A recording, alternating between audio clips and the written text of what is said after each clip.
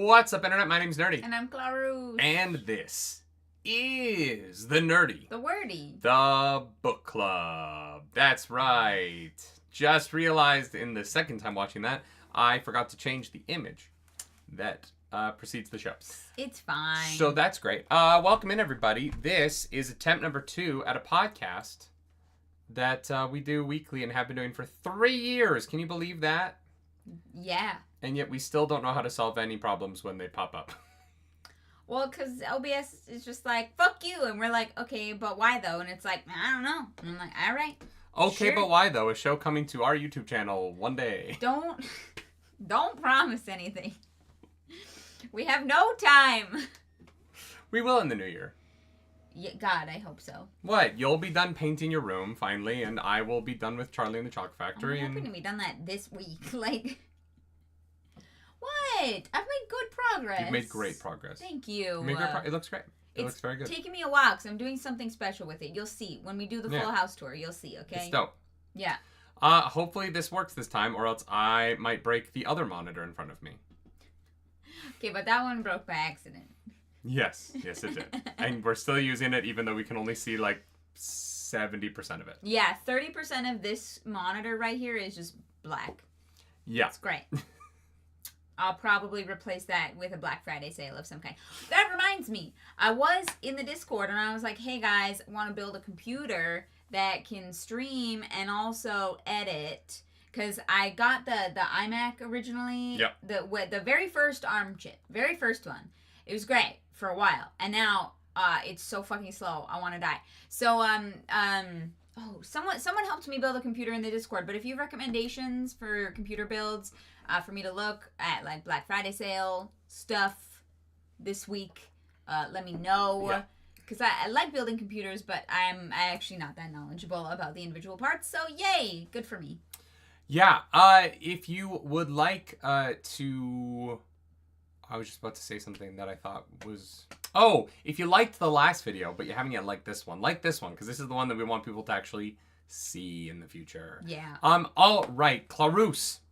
Before we get into today's podcast, we have to mention that there's not really a sponsor. We're sponsoring this one by mentioning Heroes Without Borders, our charity event running from November 20th. That was on Wednesday until December 13th. That is a Friday in December, where we are playing D&D every Wednesday and Friday night with 28 of our closest friends so that we can beat Vecna and we can do some good around the world raising money for Doctors Without Borders, also known as Médecins Sans Frontières.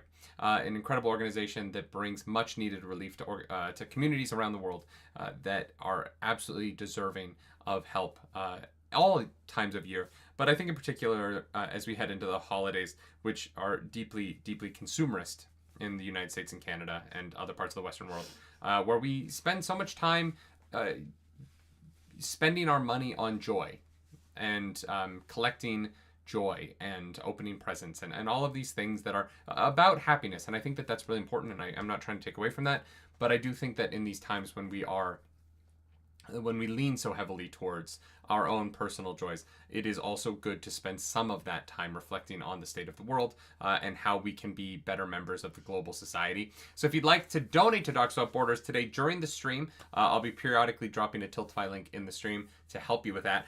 You have the opportunity to win. We're going to raffle off at the end of book club today a Scorf made by Claris Polaris herself. You get a Claris Polaris original. Yeah, I touched this with my hands and knitting needles for a long time. So enjoy.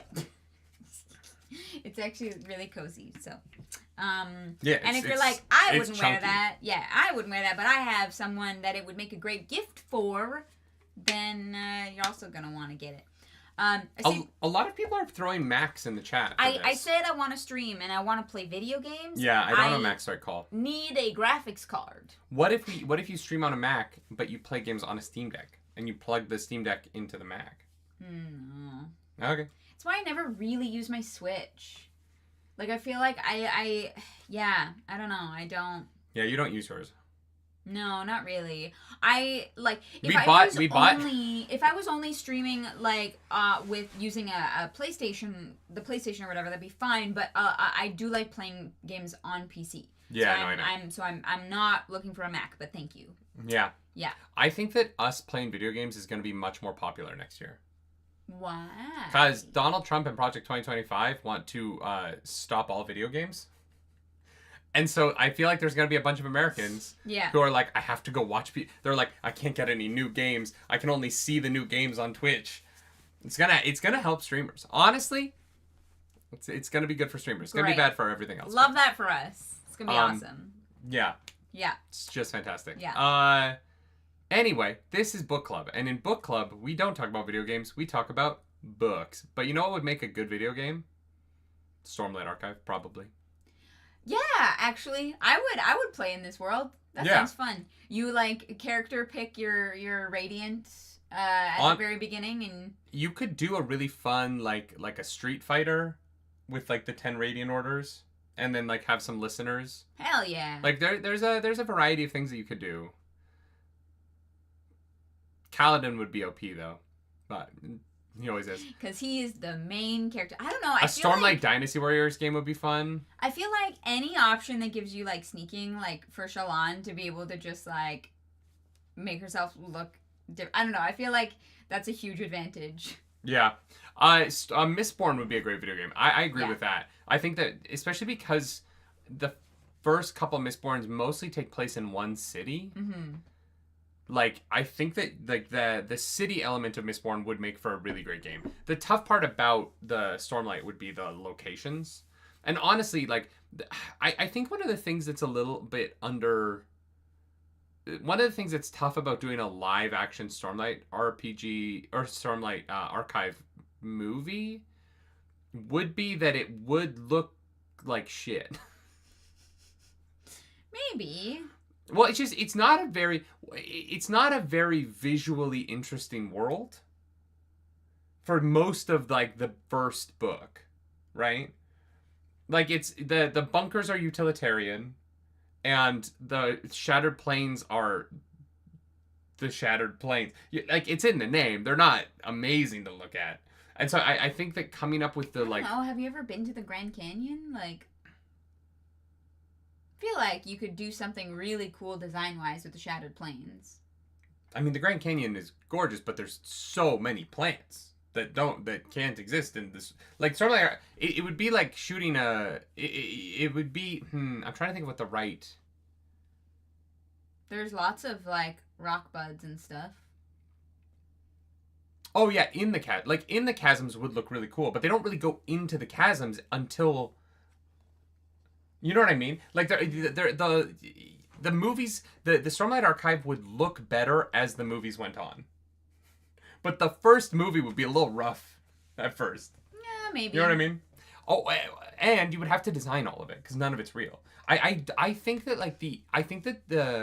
I don't think a live action movie would work because the amount of work that you would have to put into your set design and like I think they would almost have to use the volume. Interesting. And then, like, how does it look? Yeah. You can't film it practically.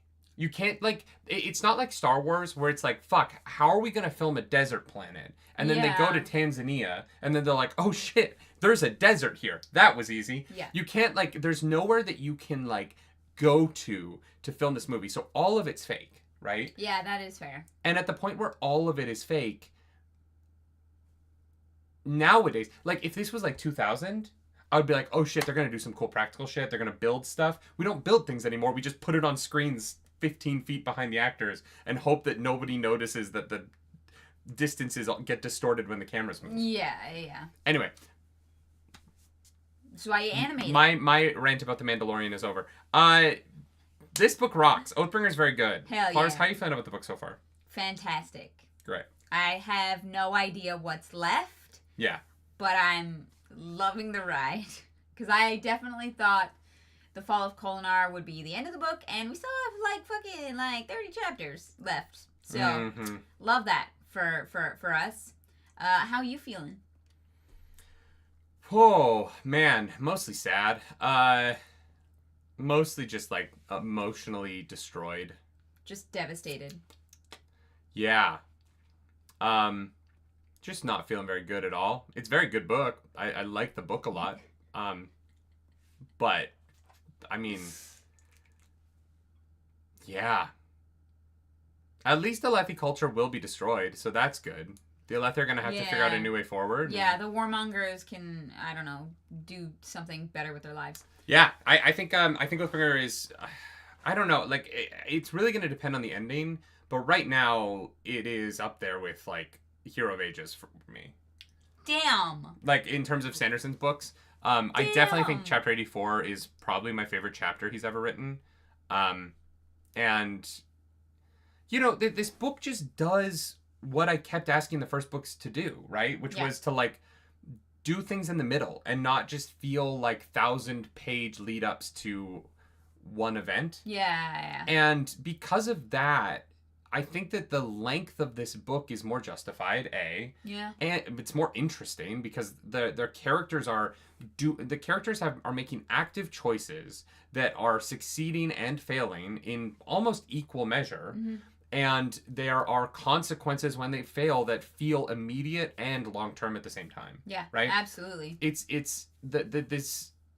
this book where this book stops its parts makes way more sense to me than like Way of Kings. It was just kind of like one long monologue that would randomly stop to do intervals. Yeah. And now, instead of that, we're getting sort of like, this is the story of Shallan versus the mommy. This is the story of... And because of that element of it, I think the structure of this book is incredibly strong. Yeah. I think the prose of this book is incredibly strong. Mm-hmm. I think the relationships in this book are far more interesting. And the way in which main characters are actually interacting. And so we're getting two sides of conversations. We're getting, like, you know what I mean?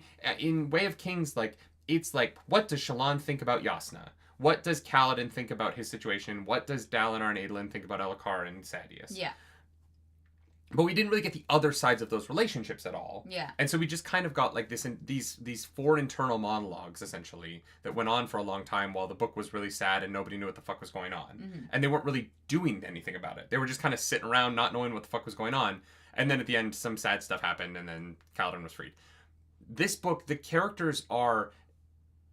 not fully aware of what's like, and people are like, you want the book to give you everything all at once, and I'm like, this book doesn't give me everything all at once. I'm not sitting here like, oh, I understand the entirety of what's going on, but our characters understand enough that they're able to take actions towards something that I am hopeful succeed. Yeah. And when they don't, I understand what the consequences of that are enough, not fully, but enough that I can be invested in it. Yeah. And I just think it's a remarkably successful book. I think that the emotional stakes of it are so incredibly interlaced between the past and the present. Mm-hmm. I think the combat has been just exceptional. I think that the, like, Kaladin freezing up moment is just one of the best pieces of writing Brandon Sanderson's ever done. Mm-hmm. And so, yeah, it does sort of feel to me like Brandon Sanderson was experimenting in Way of Kings, and then he started to figure out what this was in Words of Radiance. Yeah. And he just feels like a very sure author right now who is, like, he has figured out what a Stormlight Archive book is. And because he, like, did that experimenting, we're now at a point where, like, every time the interludes pop up, I'm like, oh, this deeply informs stuff around it. Mm-hmm. Instead of just being kind of random. Yeah. I'm like, oh, I actually get why this is here. Yeah. It doesn't exist to tell you that the world is bigger. Yeah. I'm like, I understand that the planet is large. Yeah. You know what I mean? You don't need interludes to tell me that. Now, this is how it's about how the world functions. And also, I was like, I just want to understand the Parch a little bit. I want to, and now with Venli, I do. Yeah. And it's rich and complex and really deeply interesting. And so I'm just really happy. I'm sad and, like, it hurts and, like, it's not a pleasant reading experience. So good. But it's an incredibly written book. Yeah, absolutely. Judah Canizares, thank you for that super chat. I'm hoping Arcane's success will help sway the eventual adaptations of the Cosmere in that direction, because that art style is a good compromise. I mean, I'm not sure why you would say it's a compromise. That art style is some of the... Look, I didn't love Arcane Season 2.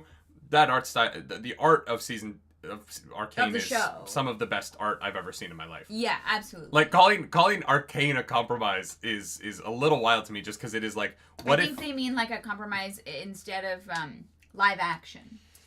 Yeah, but even that, I don't think it'd be a compromise. I think it would be better. Yeah, I agree. Yeah, some people are like, don't like anything animated, which is their loss, but yeah. Oh, sure. I just don't care about that. Yeah. You know what I mean? Like, as someone who, like, in the last year, I would argue I've watched more animated content, mostly because of One Piece, than I have live action content. Yeah, right? That's fair. And here's the thing. We live in a time where live action shit looks bad. Like, I'm so stoked to see Wicked tonight, but it looks bad visually. I think the lighting in that movie looks flat as fuck. And yeah, I'm not really sure what they were going for. It is the same, like, desaturated, overly blown out rear lighting that we're getting in all of these live action things right now. Yeah. And I think it's a compromise because it makes CGI cheaper.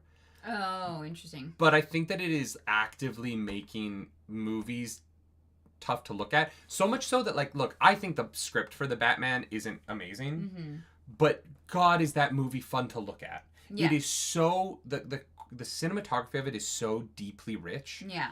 And so, you know, if we got Stormlight Archive and they were willing to really invest in those visuals, I would love it. But, like, if we're just going to get, like, fucking the flat planes of the Shattered Plains with rear lighting and no color, if the parts basically look gray because of the way that they've desaturated it, I'm going to be...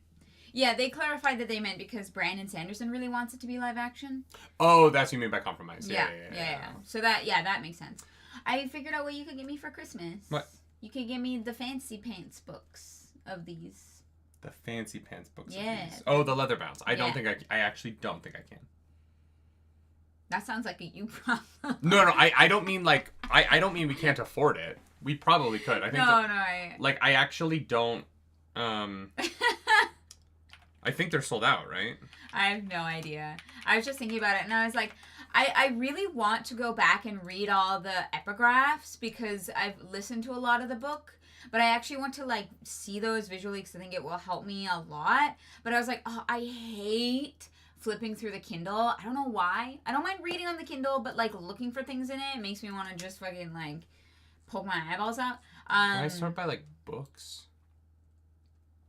Sort by series, sort by... Best-selling? No, I don't know. Is this Brandon Sanderson's website? Yeah, it's Dragonsteel. Oh, there's merch! That's fun! Wait, I told you to look at this stuff. Did you not look at any of it? I haven't looked at it. Oh, yeah, they've got, like, pajamas. Cute. And then they've got pins. Look at Lift. That's fun. I love that. She's got pancakes. Venli. Oh, the pancakes. Okay, that's fun. I love that they have, like, a cute chibi Venli pin. That's so weird. Yeah. Oh... sold out. Oh, okay. Never mind. Yeah, I don't think I can get you those books, sorry. People say that they're still available. I don't know. I mean, the website says sold out, so unless there are some books that are still available. All right, you talk about the book and I will try and find them. You don't have to do this now. Well, I literally might have to do this now. You don't know that. No, I was like, oh, if I could get, like, the first 3 books, you know, I really loved them. And I was like, it'd be nice to have the nice versions, like, on the set somewhere, because we're gonna move all this way so that we can have stuff, like, hanging on the wall and such. I mean, there's nothing on here that we could buy. Yeah, unfortunately. Nothing on the website. All right. I linked the Discord, the link to Way of Kings leather. All right, let's see. Visit site. Choose a variant first. Oh, unsigned. Okay, yeah. Okay, yeah, so the Way of Kings is possible. Oh, cool. Thank you. Okay, cool. Yeah, I don't know. I just I like to when I really like books, I like having nice versions of them. Yeah, so no, I was get that. Oh, that would be a fun. Nerdy's like, what do I get you for Christmas? I'm like, I don't fucking know. What do I get you for Christmas? I gave you an idea. Immediately. True. I was very helpful in a way that you're not. So anyway, let's talk about the book. That was very helpful. It's been 20 minutes. We should start with Chapter 77, Storm Shelter. Love it. Yeah. So, Kaladin goes to a bunker with the other people from his team, Shallan and Adolin. They're going to like a rich person's bunker where people go to get drunk during the high storm. Hell which yeah. would 1000% be where I work. Yeah. Yeah, 100%. Yeah. I would be a bartender. Yeah. At a storm shelter. 100%. Yeah. I would be mixing Look at how only light the these finest eyes violets. Are. Yeah, but I would be light-eyed, but I'd be like 10th dawn. You know what I mean? Like I'd be like low light-eyed, and I would be a fine mixologist of violets. You know what I mean? I probably specialize in violets because I like purple. Sure. Yeah. I would be like... Would you dye it your own special way? Be like, this is my shade of violet? Yeah, I would have like bitters. I would make it darker. I would be like, oh, I've mixed in like this like unique creme from Shin. I actually added charcoal. Yeah. Oh, charcoal in cocktails? Fucks. Really fucks. There you go. And so, oh my god.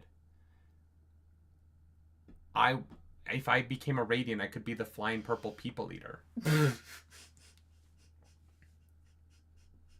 Okay. You know what I mean? Sure. Yeah. There you go. Because I would be a windrunner. Mm-hmm. I make purple cocktails. And I suck dick. Okay. Well, okay. I was going to ask where the people eating came in, but sure. Yeah. Yeah, that works. All right. Yeah. I'm happy for you. You and Drahe can get along. You know what? Team Drahe over here. Who's probably dead. Kaladin is convinced that Azure has an honor blade, but we all know that Vivenna has a different sword. Okay, so part of me is like, is this... Because we know that Vasher helped create Nightblood, right? I'm not like making that up. I'm not filling in blanks in my own head. Vasher helped make Nightblood. Yeah. So what if this is like the opposite of Nightblood? Light blood? Light blood. Guys, this sword is light blood. Nightblood and light blood. Because it doesn't... They're sword lovers. Read my slash fiction over at AO3. Or maybe this blade is the Shadesmar version of Nightblood. Like, is like the Spren of Nightblood. Dayblood is very funny. Dayblood. Ah, fighter of the Nightblood. Ah. You need to watch that episode. At least that episode. Of? I have failed as a husband. It's Always Sunny in Philadelphia. Oh. It's the musical episode. It's fantastic. Right. Champion of the Sun. Yeah, the sword is so weird because it doesn't burn out the eyes. So that's why I'm like... It's just a sword. Well, no, it can't be just a sword because it definitely makes their skin go funky. So it has to And use it also doesn't breaths. cut. Like the sharp blades, it doesn't cut. It passes through them. Yeah, so it's got to use breaths / stormlight in a way, which is why I feel like it's some kind of parallel or connection to Nightblood. Well, no, it doesn't need breath on this plane, right? It needs stormlight, which is also breath. I think that they're interchangeable. No, they're just different investitures. What? It needs investiture, but it needs power, like battery power? like the power of this world is stormlight, so that's what you can invest in things.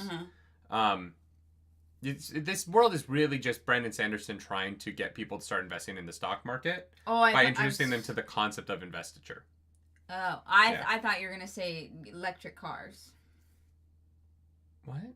Like using a different investiture to power the cars. Sure.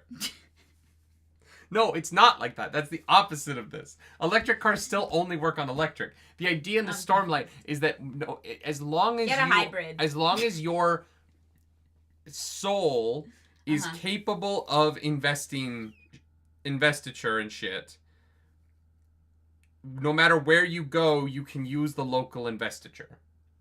Like, I think that if the Radiants went to Mistborn Land, Scadrial, They would be able to eat metal and use it? Okay. What because if they went I think that if you can invest soul? in one place, you can invest in another place. Do they have to draw the aeons to be able to... Probably, yeah. Okay. Sure. Yeah. Bog Dan Dan Bog. Welcome back to the Nerds Radiant. I have to bring up Nerdy's sword. Plays no one reacted to it properly. Sword on sword / fiction. God damn it. This is why we keep you guys around. Yeah. Anyways, yeah. The whole greater Cosmere of it all is... Not my favorite?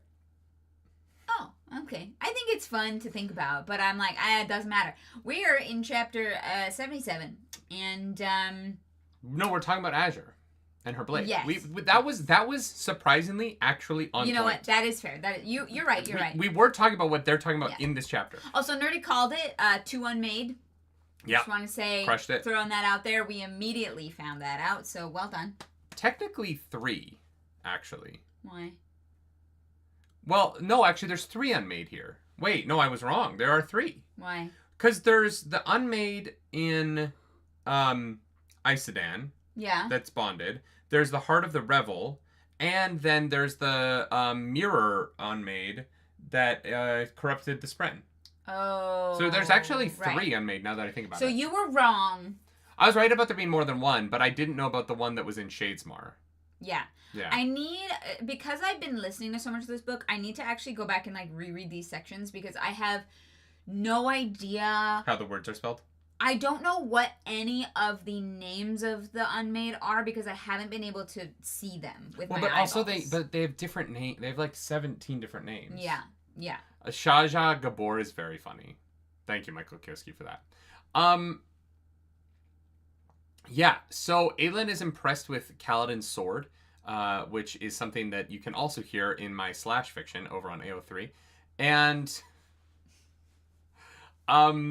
yeah, so Ja Anat, the Taker of Secrets, and Ashart Marn, the Heart of the Revel, are here. And they are bad. They're very bad. One of them corrupts Spren somehow, and the other is making people behave the way that the ghosts in the Scooby-Doo movie written by James Gunn made people behave. They're eating too much, and they're just straight fucking. I don't know how else to say it. And yeah, so they're basically hanging out going, Kolanar's probably fucked. Yeah. We gotta open that oath gate. Yeah. It's gonna be a rough go of it all. Mm-hmm. And so then we cut over to Shallan's POV in the same thing. And they're going out, they're hanging out. And Aelin's like, yeah, babe, you know I love your art, right? You haven't shown me any of your art lately. Like, I just want to be a good boyfriend. I want to see your art. And she's like, okay, here you go. And then he's flipping through, and then he finds a photo of himself, and he's like, oh, god damn, I'm hot. Oh, God, I am so like, good looking. Don't look at that, because on the next page is Kaladin. So don't. Yeah, and Kaladin it looks equally hot. Yeah, so don't look at that. That was Vale. Not me. Yeah. Totally not me.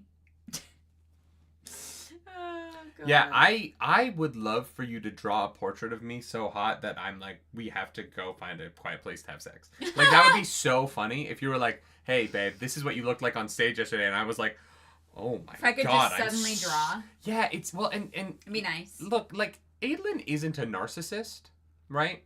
But Aelin has slight narcissistic tendencies. He's vain. He loves himself. Yeah. I don't know if narcissist. Maybe. Yeah. I don't know. No. He's not a narcissist. I'm not saying that he is. Yeah. But he has very slight narcissistic tendencies, right? Mm-hmm. Particularly around his own appearance, and so I do think that one way to attract him as a mate would be to make him think about himself. Yeah. I think that would be a successful strategy, and it works. I love that in the flashback, Dalinar is like, "Oh no, he's my a fop. son is becoming a fop," and I was like, "What the fuck?" He likes clothes. Oh my god. I had my military jacket tailored, Dad. Oh no, he's gay like Drahe. I'm gonna have to fill out so much paperwork. Oh. No, the Alethi don't do the paperwork. Oh no. I'm gonna have to fill out the paperwork to get prep for him, and the paperwork to get lube, and the paperwork to get a douche. I think everyone can use lube, okay? I don't think that is exclusively for the gays. You think straight people in Roshar use lube? In Roshar, maybe not. I think they're raw dogging it. Exactly my point. Yeah. They're like, if you're not wet enough, then, well, I don't care. Like. Man.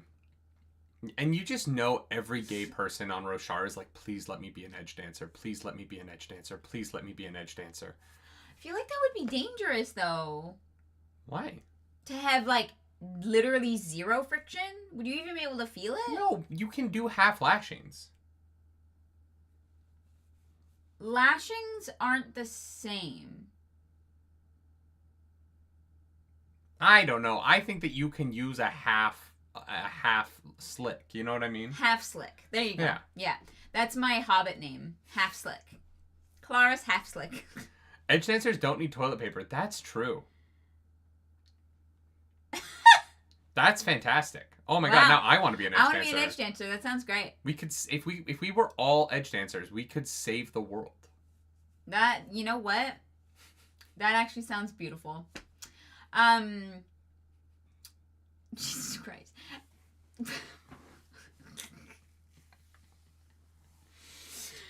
Okay. Alright. Anyways,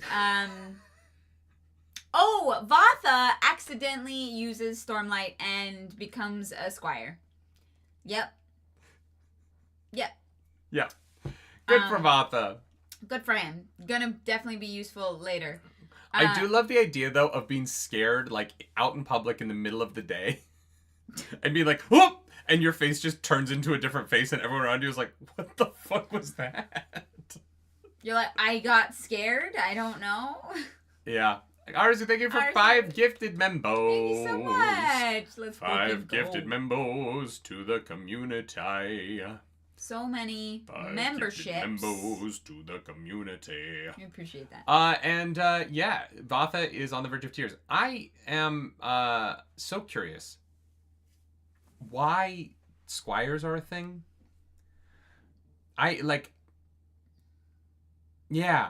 It's so strange to me because I don't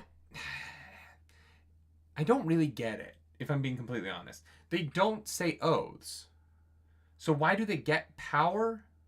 Is it just, and the squire, I don't understand how the squires work yet. And I will, and I'm not like, you know. Yeah, it's like a proximity thing. It's like, oh, this person said the oath, and if you're close to them. But if you're within 500 meters of Kaladin and he likes you, you can breathe in Stormlight and fly. It just seems like a real odd... Pretty nifty. Yeah, until you fly 600 meters away from Kaladin. No, it slowly fades. It doesn't immediately drop. That would be awful. I just... In the middle of a battle, like, flying to another part of the wall to help people, and you're, like, going down on some, like, fused...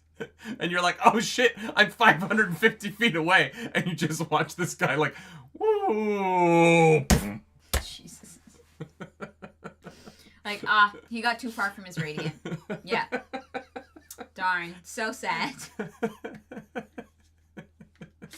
Hang on. Someone in chat. Where is it? What? Oh, Science Space says, Radiants bond their Spren and Squires bond the Radiant. Which I think is, like, a pretty, like, easy way to explain that. So that makes sense. Yeah. Yeah.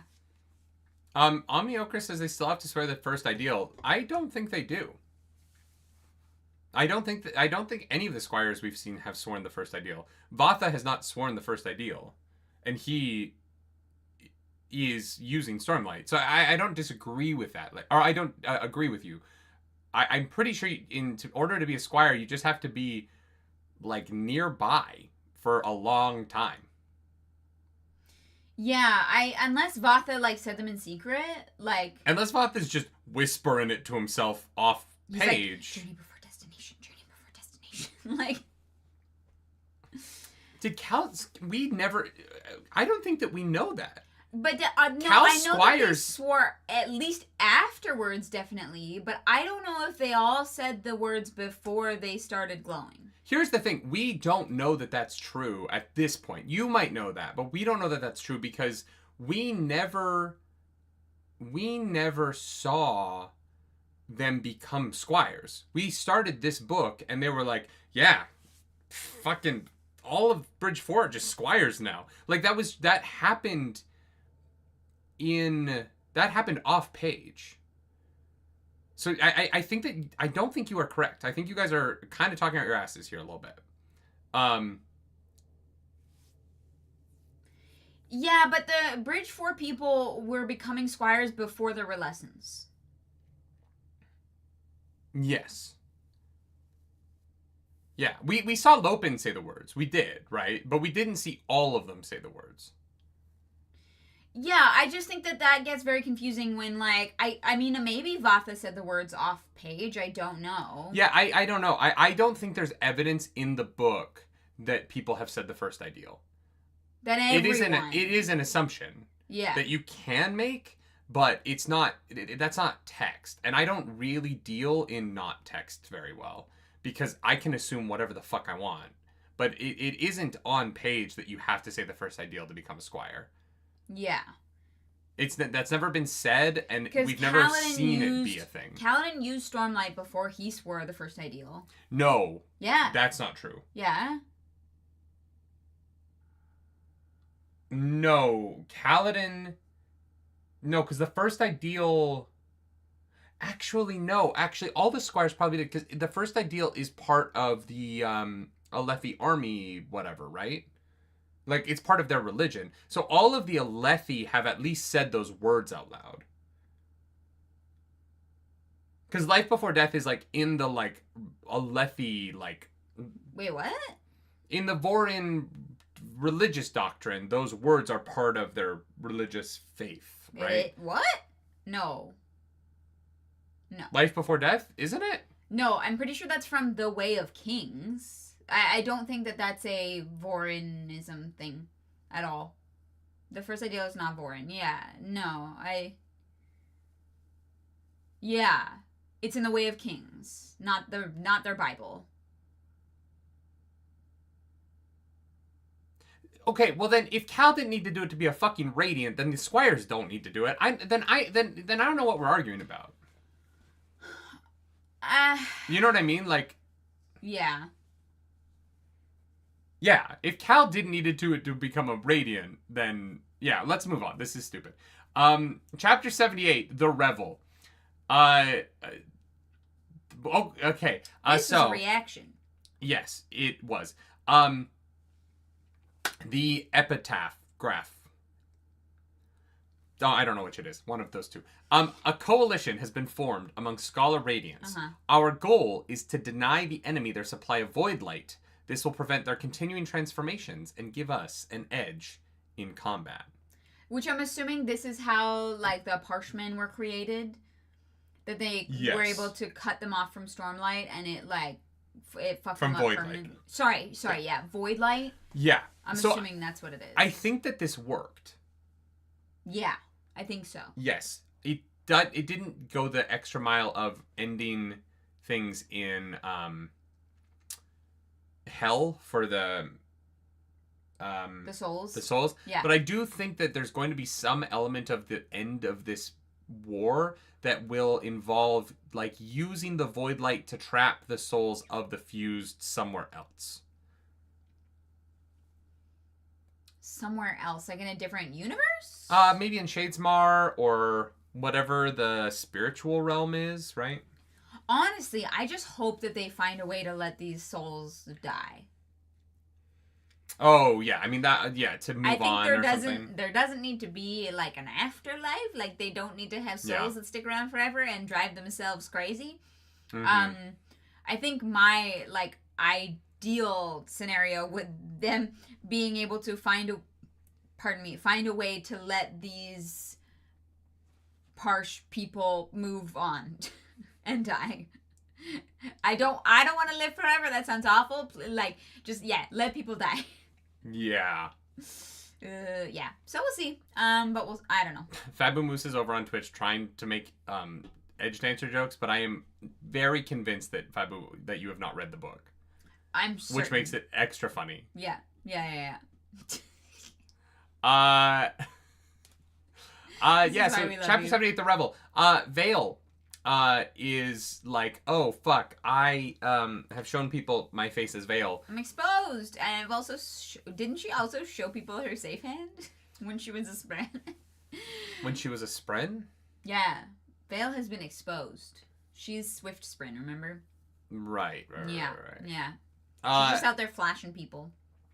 And so she goes to meet with the cult, and the cult is like, hey, thanks for the food. She's like, whoa, not those 2 bags. And they're like, who said this was a fucking negotiation? And she's like, I fucking said that. Get wrecked. And they're like, nerd. All right, fine. Sure.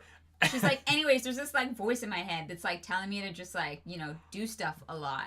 And they're like, oh yeah, that checks out. You go on up. Oh, you heard? Oh shit, you heard the voice? Wait, no fucking way. Shit. Okay. Oh yeah, that's so chill. Get on in there. It's crazy that you were going around town spreading rumors that you wanted to join us, and she's like, fucking Hoyd. Fucking wit. Yeah. That little bitch.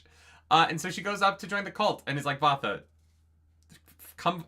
I'm going to leap to my death somewhere nearby. If you see a woman jump off the top of this cliff, go to wherever she lands. It's probably me. Yeah. Cut over to Kaladin. Kaladin is 1 jump ahead of the bread line, 1 step ahead of the sword, and he's on top of the wall observing the Everstorm. It's passed on, and he's looking around going like, shit's fucked. Yeah, it's pretty bad. And then he goes to dinner. I love how much of these chapters people are like, God, things are weird here. And it's like, yeah. Kaladin in the other chapter is like, so weird. Kremlin? Yeah. Huh. Because it was, what was it? It was the... I don't know. It's Sleepless. I don't know what the fuck that is, but... What is that? Where did you get that from? The design on the back of the Kremlin was...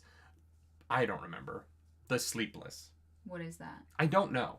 It was just what the design on the back of the Kremlin was indicative of or something. I don't have the book in front of me. I don't think that was in the book. Was it not? I don't know what a Sleepless is, and I don't know how Kaladin knows what a Sleepless is. I assumed Weird Crab thing was... The only Weird Crab thing we've seen is the Weird Crab guy and then the Weird Crab girl on the island. No, there's a Weird Crab person here. But, yeah, I don't know where you got... Because it's the fucking thing on the Sleepless thing. How did you know that they're called Sleepless? I don't know.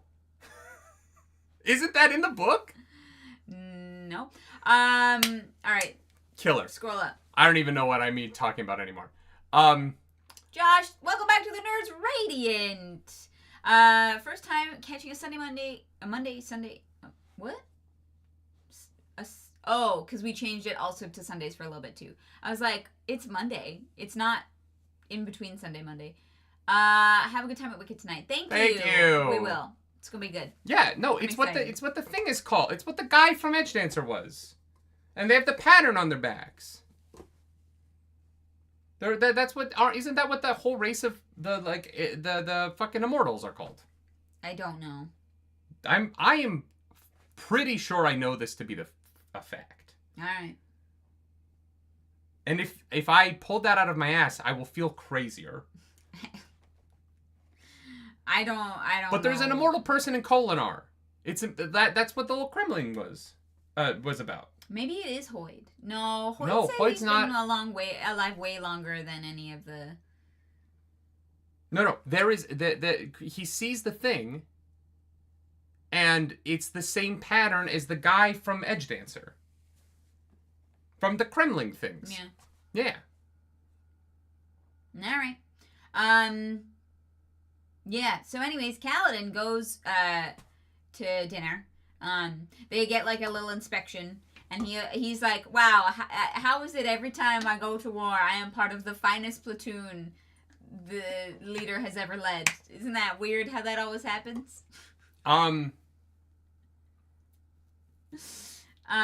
so he goes and steals a captain's seat at dinner to go talk to Azure. Vale gets an escort for the revel. Carrot? What? Karat? I don't know. Sure. But her name is now Kishi.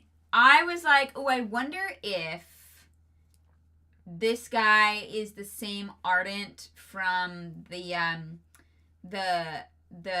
interlude where the queen burnt that Ardent, not burnt, like executed the new Ardent. Sorry, can you repeat what you just said? There was an Ardent. Yes. In the interlude, who's like, "Hello, new Ardent." It's the same guy. Yeah. Yeah. I totally agree. Right. Although the only reason I think that it's weird that it's him is I feel like that guy would have been pulled in by the revel almost immediately. And he's not that far gone. He's not like in the inner circle.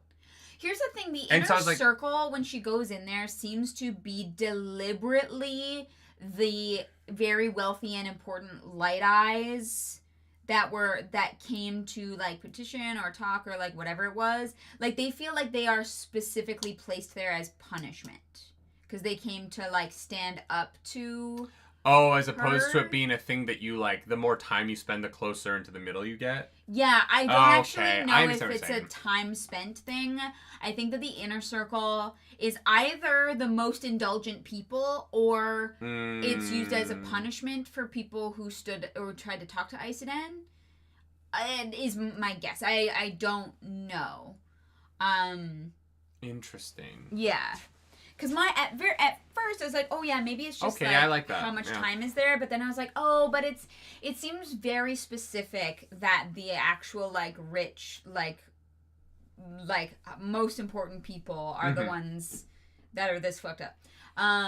Shallan goes around and is like, fuck, I gotta get away from this guy, but he really won't let her get away. So she's like, I need a minute. I'm gonna go meditate. Is there a meditation room? Is there like a yoga studio I could borrow for like 20 minutes? Yes, actually. And so Karat is like, weirdly, yeah, come over here. This is where we go fuck.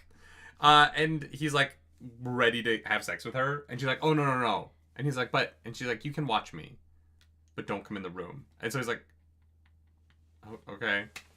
I'm going to go get a drink. This is just like a weird, like, kinky, like, I don't know. Like, you have to stay over there. And so she knows that he's hearing voices in his head. And so she uses pattern to go whisper something so that he thinks he's hearing a voice in his head.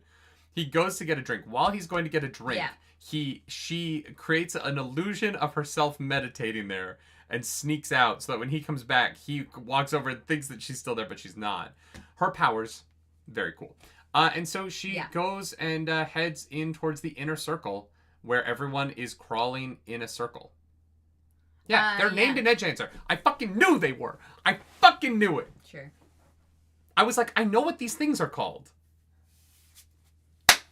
Boom, I've read the books. I have not, actually. Yeah, you have. No, me. I actually don't read the books. I only show up for books. It's been 3 years. It's been 3 years. You read the fucking books, woman.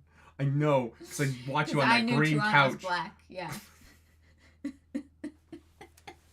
God damn it.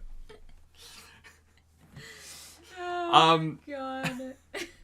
Thank you, Ruby Mindchef. I felt crazy. I was like, there's no way I know this word to be this thing I'm not a fucking god. You know, I'm not omniscient. Is it me, Jesus? I mean, as soon as Kaladin looked at it, I was like, oh, shit. That's the fucking immortal things. I don't know. So then, wait, where were we? Oh, so Kishi... She changes her face, she leaves an illusion for Carrot. And then we cut to Kaladin, who is questioning Azure. Yeah. And he's like, why the fuck? What's your deal, woman? And she's like, you know what? I'll tell you my deal. And then the wall is like, oh, we're under fucking attack, bro. Shit's so fucked. Boom, boom. And they're like, oh shit, that's the drums. The marbled things are coming down from the sky to rip our guts out. Yep. And so it's time to go fight. Yep. Yeah. Shallan gets to the inner ring, and all the food on the table is like rotten. It's really gross. They're all like crawling around and like drooling and like all kinds of fucked up. And she's like feels herself kind of being taken by the revel, but Pattern is able to hum and kind of like stop, like interfere with the influence. Mm-hmm. She goes to the control building, and there's just like this giant glob covering it, so she can't activate it, unfortunately. And there's like a voice in her head that's like, "That's our trap." So she jumps off the cliff and dies. Yeah. Yeah. Yes, she does. Yeah. It's so cool. This reveal was rad. It also was the most video game bullshit ever, where you walk into the like room where there's the button you need to press, but there's something on the button, and you need to go get a thing so that you can deal with the thing on the button. The thing on, 100%. Yeah. It's like you're gonna go through this eventually, but we actually the control panel is currently out of order, so you need to go kill yourself. Kate, well, thank you for that super chat. Kate Tassie, thank you for that super chat. If you've never read the book synopsis on the back, they're all written through the perspective of the sleepless. Oh, fun. No, we don't have the books. That's why I wanted to buy them. Oh, yeah, so I've never like actually read like the book summaries. We don't own a single Stormlight Archive book. I know. That's why I wanted the nice ones. I don't know that they would have that printed on the back. Oh, probably like back inside cover. Maybe, yeah. I feel like that'd be weird to not include. Yeah. I don't know. Yeah. We own multiple copies. Like, we have the audiobook and the Kindle version of all of them. Yeah, we just don't have any physical ones. And I actually, yet. I prefer having physical books, so, yeah. I really hope we can get those. Yeah. All right. That's the end of the chapter. Oh, but we should mention the version of Dalinar caked up for Oathbringer, because that is the version of this book that I want. That's very funny. It's so good. The question that Kaladin's asking Azure, she's like, just ask me what you actually want to ask, bro. And he's like, okay, why do you want everyone to pretend you're not a woman? And she's like, I don't. You guys are just fucking weird about it. No, they made... literally never asked. It's just a fucking weird thing these bitches do. I don't know. I don't know why they do it. It's so strange. I know. I agree with you. And he's like, oh, maybe Alethi culture's fucked. Maybe that's, it's Alethi culture's fucked. Yeah. That's the problem. It's probably that one. 79, Echoes of Thunder. The epigraph here is, our revelation is fueled by the theory that the unmade can perhaps be captured like ordinary spren. It would require a special prison. And Melishi. So who the fuck is Melishi? It's my mom. Oh. Yeah. Because Melishi is mentioned a few times now. Is it a person? Is it a thing? Is it a power? Is it... Mm-hmm. Is there like... You know how Dalinar is like a bondsmith? Maybe there's some kind of power that there's only like one of, and they're the Melishi. Or Melishi is the spren that one of the three bondsmiths can bond. And so they need the Melishi bondsmith. Oh, okay, yeah. That's a possibility. They need that big old fish in the ocean. It could also be a whale's vagina. A Melishi? Alright, I'd buy it. Yeah. You never know. So Kaladin and Azure go up and they lead separate fights. Kaladin immediately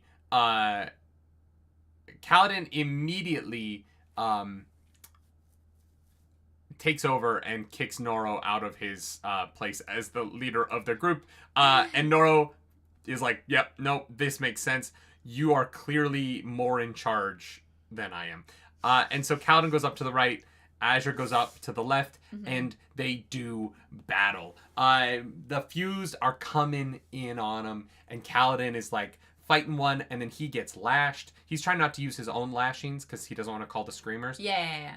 And so we get this cool moment where this is gonna look sick in live action, where Kaladin is animated on a wall of a city that has been tilted to the side, and he's falling down the wall through his own soldiers. You know how Inception, they're like, ooh, and it like changes the perspective of like what's up and what's down. Yeah. You know what's crazy? They did that practically. Yeah. Wild. Right? Couldn't do this practically. You couldn't build a set piece large enough to do this. But... No. Did they also do Everything Ever All at Once practically? I mean, yeah, they had no money on that movie. I don't know. I don't think they had much of a CGI. Yeah, okay, I thought so. Very cool. And so, yeah, the shot of him like falling, trying to like go through his soldiers into a building, then to run down the side wall of the inside of the building, jump out the door, grab a fused in the air, go flying up into the air, turn Syl into the smallest little knife possible so that no one sees it, stabbing the fused, just fucking going at him and landing back on the wall, and everyone's like, holy fuck, you killed one. Well, Syl is like, I feel something about it, and it seems that there is like a spot at the heart where I think it's where their gem heart is. Yes. Yeah. They have gem hearts. Yeah, they have gem hearts, which we find out later. But yeah, if you stab the gem heart, that's the only way to kill them. Kill them. One of the things I found interesting about it is the way that they described it as like white and like milky and not like a gem. Yeah. I was like, oh, the gem hearts in the Parshendi are almost like pearls. Oh, okay, yeah. As opposed to being like rubies and diamonds and sapphires and emeralds, they're like the pearls that you pull out of a clam. Yeah. Which cool. I just, because pearls are real and come from like, not crabs obviously, but from something like that. It was an interesting. There are oysters, I think. Is that where pearls? They come from oysters? Oysters, yeah, that makes sense. Yeah, I think so. Yeah. And so, yeah, I thought that was kind of like a fun difference between their gem hearts and the other things that have gem hearts. Well, because we consider pearls as well to kind of be like precious stones. Like, so it is fun to think of them like that. And so, yeah, Beard is like, so no one, why are you guys asking about orange bones? I don't know what an orange bones are. I have no idea. Orange, I've never seen anything with orange bones, so. The carapace? Like the plates that they grow on themselves? What about them? Where do we get orange bones? So it's I don't know. A bit of white in the middle of orange. Yeah. I know the Parshendi bodies, yeah. I'm not sure what the bones have to do with the pearls. Okay. I don't know what you guys are talking about. Okay, so Beard is like, yeah, no one has ever killed the fused. Yeah. Like ever. And Galdan's like, oh, so we're fucked. Yeah. This is great. I love that for us. Cool, great. Well, we don't have time for me to fuck around anymore. And so he goes over to Azure. He's like, hey, girl. So I'm a Radiant. Hi, this is my Shard Blade. I'm here from the King. And you work for me now. Yeah, we basically are running out of time. Yeah. So. Chapter 80, Oblivious.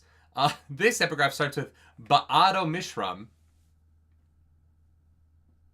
What? I don't know. The guy's name is Ba'ado Mishram with 2 dashes. If your name has 2 dashes in it, that's too many dashes. Too many dashes. Ba'ado Mishram has somehow connected with the Parsh people, as Odium once did. She provides void light and facilitates forms of power. Our strike team is going to imprison her. So that's another, not fused. Unmade. Yeah. Ba'ado Mishram. Bam! Oh my god, her name is Bam. Bam! Wait. Bam! I want to be the person who bonds Bam. Love that. I can be the Bam Smith. The Bam Smith. Yeah, Bam Runner. Oh wait, that's so sick. Yeah. Oh wait. I figured it out. The bad guy of Odium's champion. It's Guy Fieri. Bam! Great. Yeah, Guy Fieri bonded Ba'ado Mishram, and that's where he gets the bam in his flavors from. Oh my god, you guys, we have to kill Guy Fieri. Damn, that's unfortunate. To save the world, Kaladin Stormblessed has to stab Guy Fieri. In his gem heart. Okay, but here's the problem.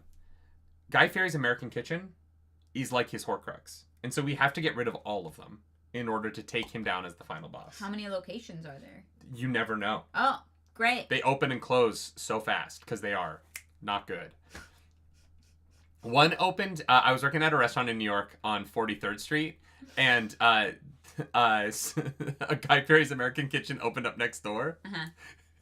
And the number of people who walked into our restaurant and went, I literally just got the worst meal of my life there. Can you please feed me before my theater show?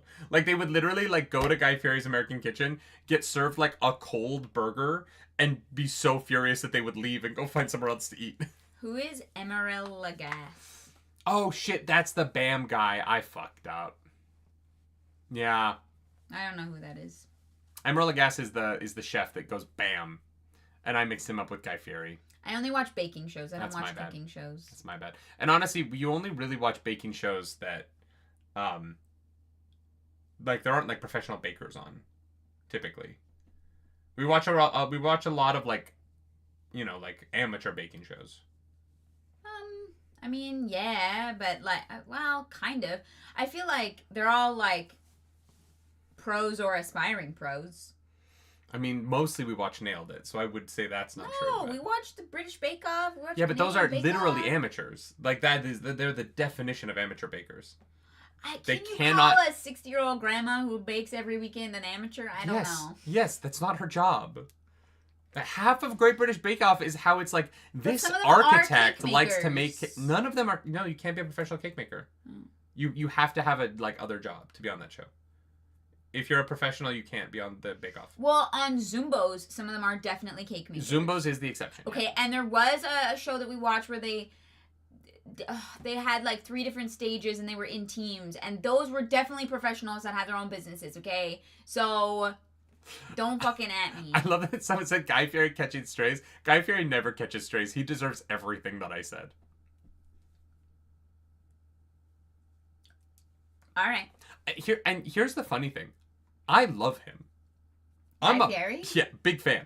Diners, Drive-Ins, and Dives, great TV show. No, I've never heard a bad thing about him. I think that he is great. His restaurants are not.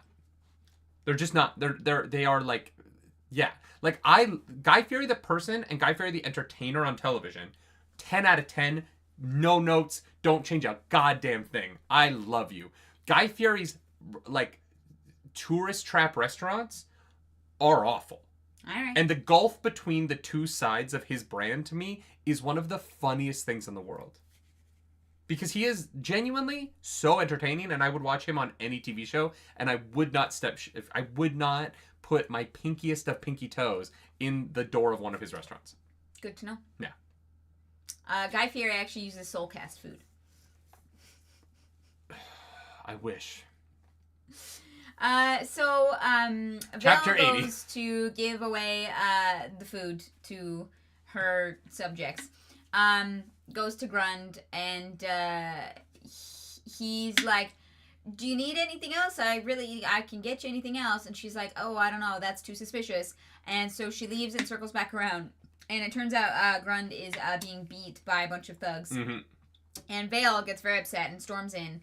And they kill Grund and flee from her. And because it turns out that Vale, Shalon, doesn't actually know what she's doing. And this food that she's been distributing has brought the ire of the local gangs. And the people she thinks she's helping, she's definitely not helping at all. What? Yeah. Grund dies, and it's very sad. See, and I called... This one I'm going to say I actually called. Yeah. You know what I mean? Like, because what did I say? You can't have experience that you don't actually have. Yeah. Vale doesn't know shit that Shalon doesn't know. Yeah. And I was like, if Vale has, if the magical power gives Vale abilities because she's a fake persona that Shalon doesn't have, that just, like, defies any logical sense to me. Mm-hmm. And so this chapter fucked so hard because I was like, thank God this happened. The consequences of my own actions. Because it makes Shalon a real person again. In a way that, like, I was starting to be like, oh, if this is real, then Shalon as a character becomes really fucked. In that she's not really real because... Yeah, does she eventually lose herself because, like, she has actually no sense of self. She literally becomes other people. And, like, she magically gets abilities she doesn't have memories of. It kind of goes to the language thing with Dalinar, but the language thing with Dalinar doesn't, like, break him as a character. And so this really was, like, I was like, oh, thank God. Okay, Brandon Sanderson knows what he's doing. This works. very, very down. I thought this was brilliant. It's so sad. Grund is a kid who gets murdered. But the like consequences of that are so striking. Mm-hmm. They're handled so well. We get one of the best wit moments of the entire book. Like everything around this lesson series that Shallan needs to learn. Yeah. And it goes back to like I was saying, like Shallan is too sheltered for some of this to make sense, mm-hmm. right? I was saying that in when she was in the bar, and I was like, she isn't. Or no, it was when Vale was with Ishna at the lesson in the bar. When Shallan was like, oh yeah, the bartender doesn't like their shift and this person feels... And I'm like, Shallan wouldn't fucking know that. She has not been around people enough. She had too sheltered a lifestyle growing up. And you were rightfully like, well, just because she's saying this doesn't mean she's right? Mm-hmm. And I think that this chapter really validates both of our positions of like, she is talking this big game. I feel like Shallan is the epitome of fake it till you make it. 100%. No, 100%. I agree with that, absolutely. Yeah. Mm-hmm. And yeah, I just... these next few chapters, I mean, you know, Shallan goes through this and then Kaladin's kind of going through the same emotional depression following the fight, but I just thought this was brilliant. I thought it was a great way to show that, like, this girl, naivete is dangerous. Especially naivete that is mixed with self-confidence. Is a really dangerous thing to take into the world. Yeah, it's weird because I don't think it is like a flaw necessarily, but it definitely can be dangerous. I mean, I think that I think that not being able to understand what you're naive about is a flaw. No, okay. I think having the self-awareness to know that you're naive. Mm-hmm. Is actually a strength and not like a weakness, as opposed to like the naivete itself. Yeah. Like I feel like I'm like when we talk about shit, I'm like, I don't know what that is. I don't know anything about that. I have no context for this. I am completely clueless, and I'm very aware of that, and I don't pretend to know stuff that I don't know. Ruby Mindchef said, a few people are bringing up Yasna, but I'll call it Ruby Mindchef's comic because I want to comment on it. Yeah, it's interesting. I hadn't really considered how that lesson from Yasna played into it. Science Space said that is essentially what she learned from Yasna, fake it till you make it. Here's my thing.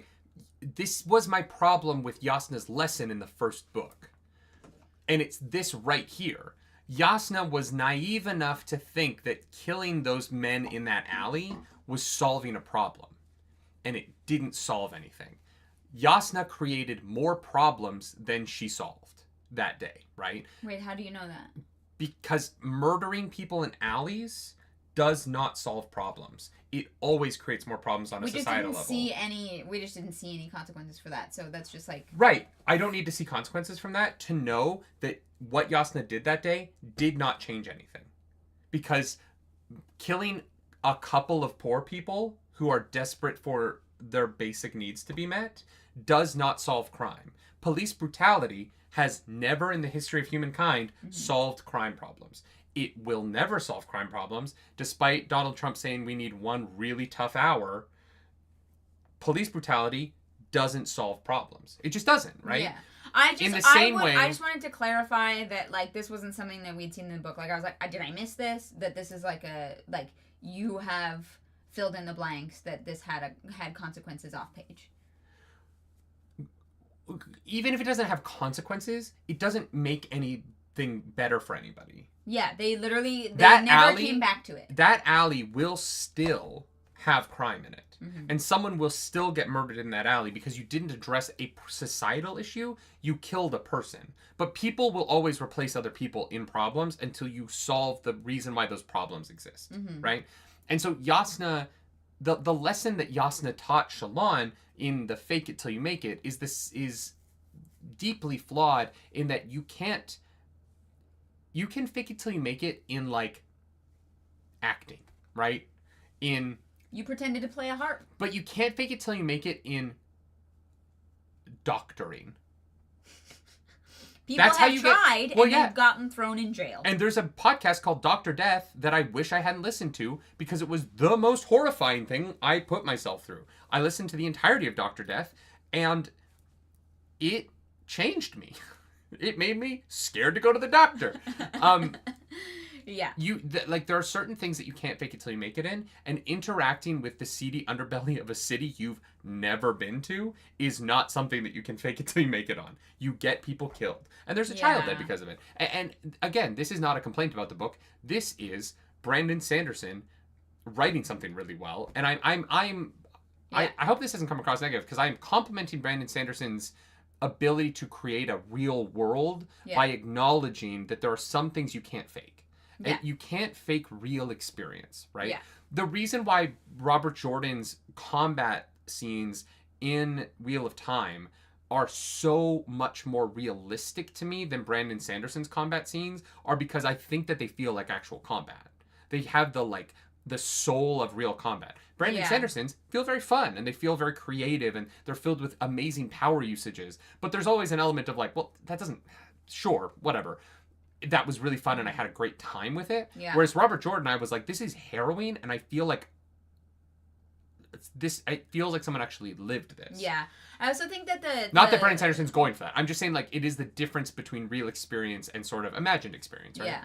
I also think that the idea of fake it till you make it that Jasnah kind of bestows on Shallan, Jasnah didn't expect to die, or Jasnah expected to be able to be there for Shallan a lot longer, and help her get to the point and guide her through the faking it, right, to get to the making it part. Faking it till you make it alone is significantly harder and probably more disastrous than having someone who is experienced, guide you through that. Well, and what's so fast about Jasnah is that not only did she expect to be around because she didn't think anyone would kill her, she probably felt like nobody could, right? She's like... And she didn't die. I'm one of the... Well, but she had to go to Shadesmar for basically a year. But, Jasnah was was going through life at the moment going, God, I am the only invincible person. Yeah. I'm gonna be around. All right. Yeah. You know Jasnah fully experiment tested how far her Stormlight would heal her. She was all right. So if I am in certain situations, what can I heal from? How much Stormlight do I need to heal from it? What do I have to keep on me for emergency reserves? Jasnah also is going to rip the hide off Shallan's back when she gets back and hears about this. Because Shallan was skipping her lessons to go on this mission. Yeah. And Jasnah's gonna be you were a fucking idiot and you got a kid killed. I don't think Jasnah would hold back on that. And I don't think she should, right? I think that a good mentor in this case wouldn't, kick her out. I'm not saying that Jasnah's gonna do anything awful to her. I just mean that I think that Jasnah will have a very firm... If she hears about it. Yeah. I mean, Shallan doesn't have to tell her, but... No, I think she will. See, so I don't think that it's Jasnah's fault. Jasnah... I'm not blaming Jasnah Jasnah basically was Shallan, fake it till you make it in, politics and confidence. Yeah. And Shallan went, okay, bet, and applied it to her whole life. No, I agree with that. Which, fair. Shallan was thrust into a situation that she had absolutely no fucking clue how to deal with it and was I'm just gonna make this shit up. I don't think that Jasnah is, to blame for this. No, I think that Jasnah's lesson did not help in this case. Yes. I think that the way in which Shallan interpreted Jasnah's lesson was not beneficial. Yeah. You know what I mean? Yeah. And here's the thing, Jasnah's perspective comes from such immense privilege that Jasnah would also not be great in this scenario. Right, because Jasnah would just kill thugs indiscriminately. Yeah, you know what I mean? She doesn't get it. Thank you so much for gifting memberships. Lodebold, welcome in. How you doing? Hell yeah, thank you so much. Thank you, appreciate it. So many reactions you can go on. Jasnah's the safety from the cultural position with which Yasna fakes it from is so different from the position Shallan holds in any place in society, right? Because Yasna as a character knows what's going on everywhere that she goes. You know what I mean? Like, Yasna is, and this goes... She's very, like, plugged in to the world. Well, and it goes to her telling Shallan to take notes and learn how to be a fucking scribe and read your fucking books. Shallan's going around Kholinar acting like she knows she has never been to the city. She doesn't know the criminal underside of the city. Like, I think Yasna would have been less kind, but would have handled the situation better, because I think that Yasna would have at least read a fucking book about what the fuck's going on here. Shallan, in this instance, is just doing shit. No, I like the city under siege and having their own queen kind of fucking turn on them. Like, I don't really know how much you can study that, like, situation. Yasna has a network of queers sending her information by spam read. She would know what is up. You know what? That's fair. She would find the leather bar in Kholinar, and she would get the skinny real quick. Yeah. She would look around for a couple carabiners. Boom. She would know what's up. Good for her. I'm just let's be real. Like, yeah. The every place on Earth has a network of gays that know why the world is dangerous. It is just a part of the culture. You know what I mean? If you can find if you are queer and you find the network of gays, you'll know what's up. You will just know what's up. We always know. And Yasna, it seems, plugged into that. Yeah. I don't think that Yasna's gay. But I do think that Yasna is like Patti LuPone. You know what I mean? The queen of gays? Yeah. 100%. She is a gay icon. Yeah, Yasna is a gay icon. Yeah. I mean, the name alone. I do think that there's a gaggle around her. That keep her protected. Yeah. Yeah. Chapter 81, Ithia and her sister. This is where we go back to Azure. And we also find that Malishi is Malishi must be a person. Wait a second. Oh, in the Malishi is confident. So yeah. But Nae's daughter Kazodo warns of unintended side effects. Kazodo. Yeah, this is about them, like, denying the forms of power. Malishi could be a Spren, though. I feel like a Spren can feel confident. Or maybe Malishi was, like, a leader of... Because I'm assuming the Knights Radiant had, like, each Knights Radiant order had, like, one leader. Oh, she could be, yeah. You know how, like, the Ajas in Wheel of Time had the, like... The seat, like the sitter, yeah. Or no, the like head of the Aja. Oh, like the secret head of the Aja that's not a sitter. I have a feeling like the Knights Radiant had that. Probably not a secret though. And so I think that Malishi maybe was a leader. Yeah, that makes sense. Of one of the orders. Malishi could be basically like the old Dalinar. Oh, yeah. Maybe she was a bondsmith. Yeah. Maybe she was the bondsmith, right? Because there was only one at the time. Yeah. Malishi might have been the only... Maybe you need a bondsmith to do what she does? Maybe that's why it went so wrong. Because she didn't have the other two to, like, hold her accountable for it. Because there is that one person... I don't think it went wrong. I think it went right. Yeah. Kuzoda, Naze is like, there's going to be unintended side effects, which I think was the Parshman literally becoming, like, slave-like. But side effects isn't the same as it going wrong. Yeah, I guess. I just think the Parshmen becoming slaves, if in the situation where their goal is to end the war, that's an unintended side effect, but it's not necessarily that it didn't work. Yeah. I think that what they were trying to do worked. And then I have a feeling, like, initially there was a... I have a feeling what we're going to learn is that the Parshmen becoming slaves was initially something that was very... they were treated very well by people, and they were just trying to figure out how to take care of them because of what they did to them. Yeah. And that it was over generations, the lack of empathy grew as people forgot, the truth of the situation. Yeah. I don't know. But I think anyway. I think like the idea of trapping Spren seems very like adjacent to like Bondsmith, so I feel like it could be that. Yeah. That's true. Anyway, in this chapter, Azure and Kaladin are in the common room, and she's like, so what's the plan? How are we saving the city? He's like, okay, but how do you make food? And she's like, oh yes, come with me. And they go through a secret tunnel. Secret tunnel. Through the wall. Yeah. I'm like, it's... And we find Ithi and her sister. The name of the chapter. It's two girls who switch off a soulcaster, and they're just pumping out grain. So Azure has been, like, cutting holes in the wall in order to get the stone needed to soulcast grain. Yeah. She's like, God, I hope that these structures don't collapse every time I take a chunk out of them. This is how they get the city back.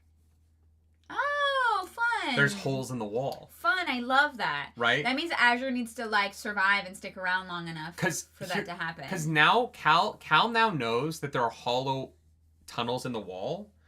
Using a shard blade, you could conceivably get into the wall at a weird point that maybe people aren't watching as much because it's not near a door or something. So you do the Helm's Deep thing, where you have the suicide bomber run into the weak spot in the wall. We can Helm's Deep Kolinar. Yeah, Let's 100%. go. Absolutely.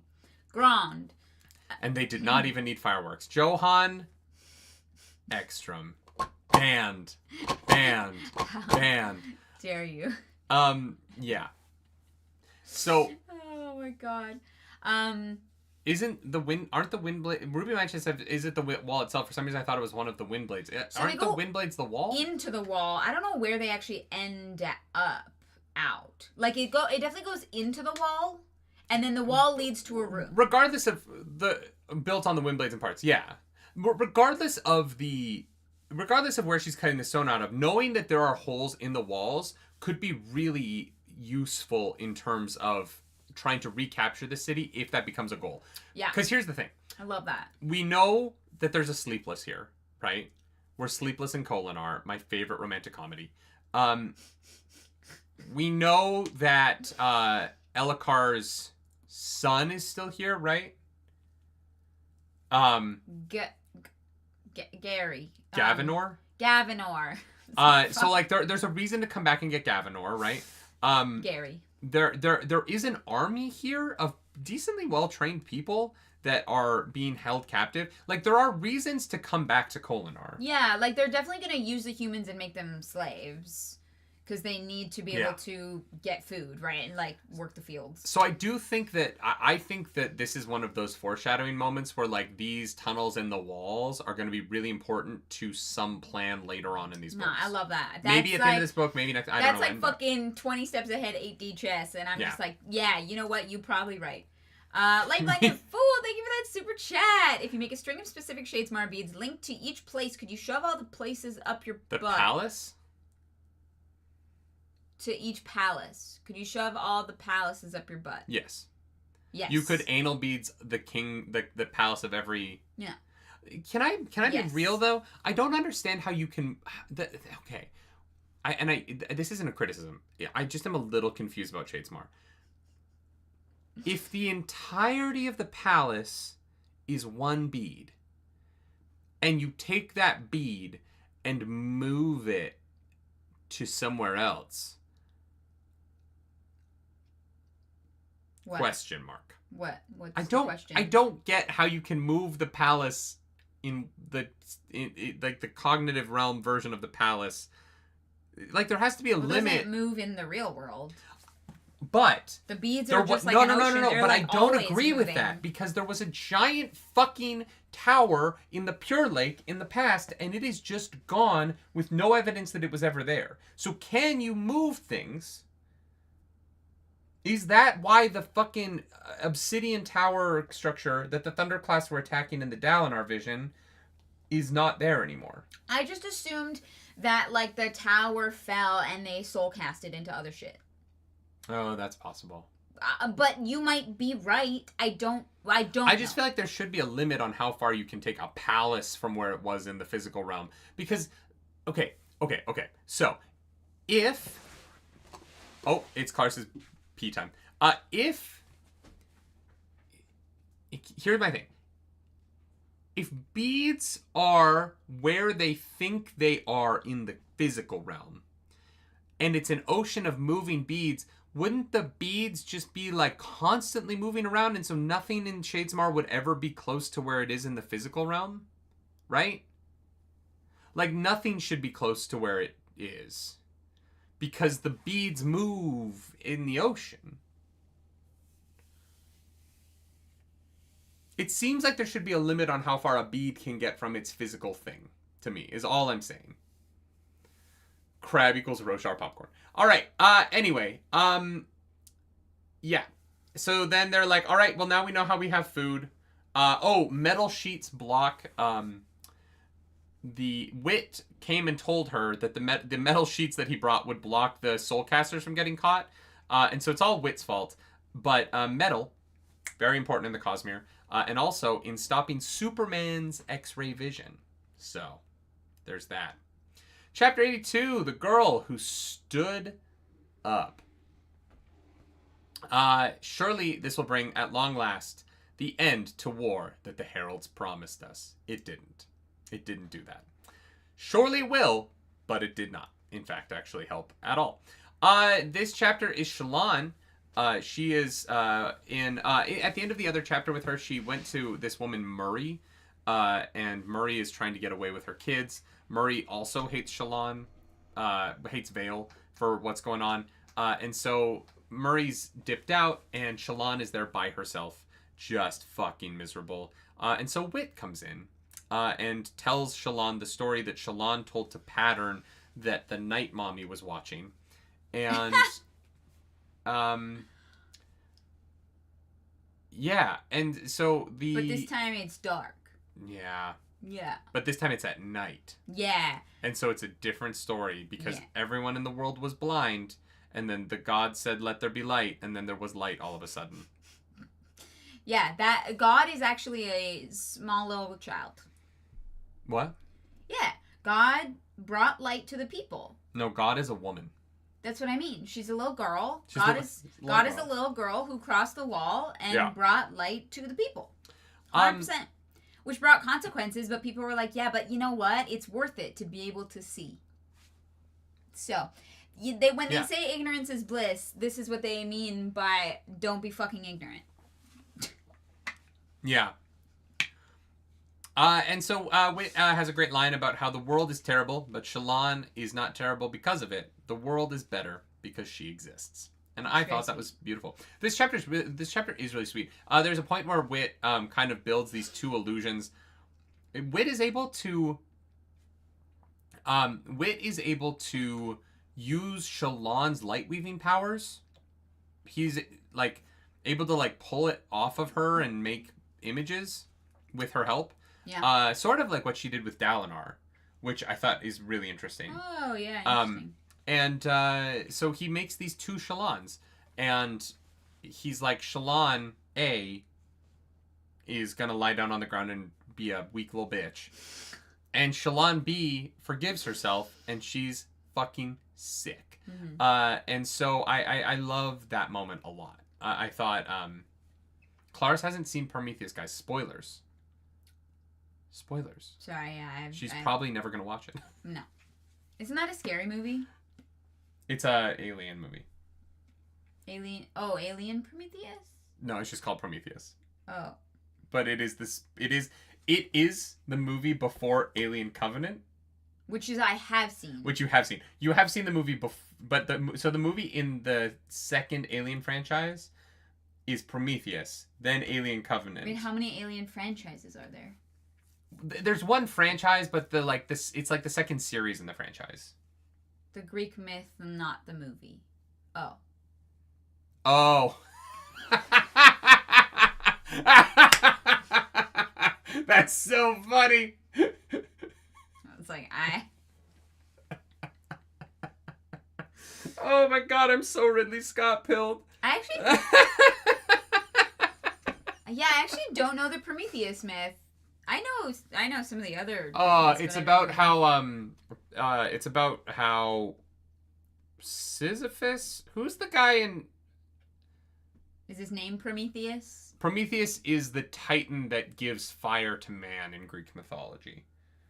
Prometheus is a titan. Okay. Right? He's a Titan? I'm pretty sure I'm right. Aren't the Titans above the god? Like, aren't they the parents of the gods? No, he's just a dude. Okay, never mind. Okay. Yeah, but no, he is... But isn't he immortal? Isn't he getting picked apart? Maybe he becomes immortal. Gets punished by Zeus to get his... No, Prometheus is a Titan. Isn't he a Titan? Guys... You guys need to stop telling me I'm wrong about shit. I am right more often than... Does he become a Titan? Wait, no. He can't become a Titan. No, that can't be possible because the Titans are the parents of the gods, right? No. No, it's complicated. Isn't Kronos Zeus's daddy? Prometheus is one of the Titans and a god of fire. Get off my dick, chat. Jesus Christ. I was just 100% correct. Prometheus is a Titan, and he gives fire to man, and he gets punished by Zeus for it. And so he's, like, strung up, and there's, like, Zeus's crows peck at him for eternity. Oh. Y'all, Okay. Sometimes you drive me... I just say things that I know to be true about the world, and y'all are like, nope, no. And then I'm fucking right. Yeah, chat, get good. And then people tell me that I lack media literacy, and it drives me crazy. Well, knowing facts and media literacy are different things. I'm going to call you out on that one right now. Fair. That's facts. That's facts. There, you're welcome. See, that's how you do it right. When you're like, oh, actually. Say something about physics, then I'll be right. Gravity is important. Is it? I thought it was... Oh, no, wait. Crows is fucking... No. Crows is Odin. I'm mixing up my mythologies there. But... Great. So then Shallan... this chapter was really beautiful. Anyway. But yeah, no, it is... The girl who stood up is like is like the Prometheus myth. That's fun. Okay. And so she spent all night here. And... Yeah. Wait, the Baltimore Ravens? Johnny Coleman, thank you for that super chat. The only Greek myth that applies to my life is Sisyphus. Also, it's your birthday! Johnny Coleman, happy birthday! Happy birthday to you. Cha-cha-cha. Happy birthday to you. Cha-cha-cha. Happy birthday, Johnny Coleman. Cha. Happy birthday to you. Cha-cha-cha. You're welcome. Why did you say Baltimore Ravens? I don't know. Someone said the Ravens, and I just... Just anytime someone mentions the Ravens? Are you becoming a football fan? Are you a Lamar Jackson girly? I don't know who that is. Are you just like riding high on King Henry? Someone in the Discord was like, "Oh, Tommy DeVito is something." And I was like, "Wait, Tommy DeVito from the Four Seasons plays football?" And they didn't get my joke right away. No, Tommy DeVito is... I was like, I didn't know they let corpses on the field. The quarterback of my New York Giants. And if you're okay. like, oh, okay. Wait, you're a New York Giants fan? Did you have a bad day yesterday? Yes, I did. Thank you for asking. Nobody asked. The fucking thing... Okay, short football rant. Short. The thing that's gonna piss me the fuck off, chat, is... Every fucking week, I have to sit down and watch Saquon Barkley, who we drafted in round 1, look so goddamn good with our division rivals, the fucking Philadelphia Eagles. And I'm sitting here going, well, we could have had Saquon, but we had to give Daniel Jones $109 million for some fucking reason. And now we've released Daniel Jones, Danny Dimes, and he's going to go to some team that needs a quarterback this year. And I'm real worried he's going to be great. Like, he's going to go to Dallas and fucking kick Cooper Rush out of the fucking building and be awesome. And Dallas is going to make the playoffs some magical how. And I'm going to have to sit there watching week 1 of the playoffs with Danny Jones and Saquon Barkley playing playoff games, not for the New York fucking Giants, because we're a trash organization riding high off a 2012 Super Bowl win. Anyway, it's been a rough year. it's been a rough year for me. Yeah. Sorry that happened to you. Thank you.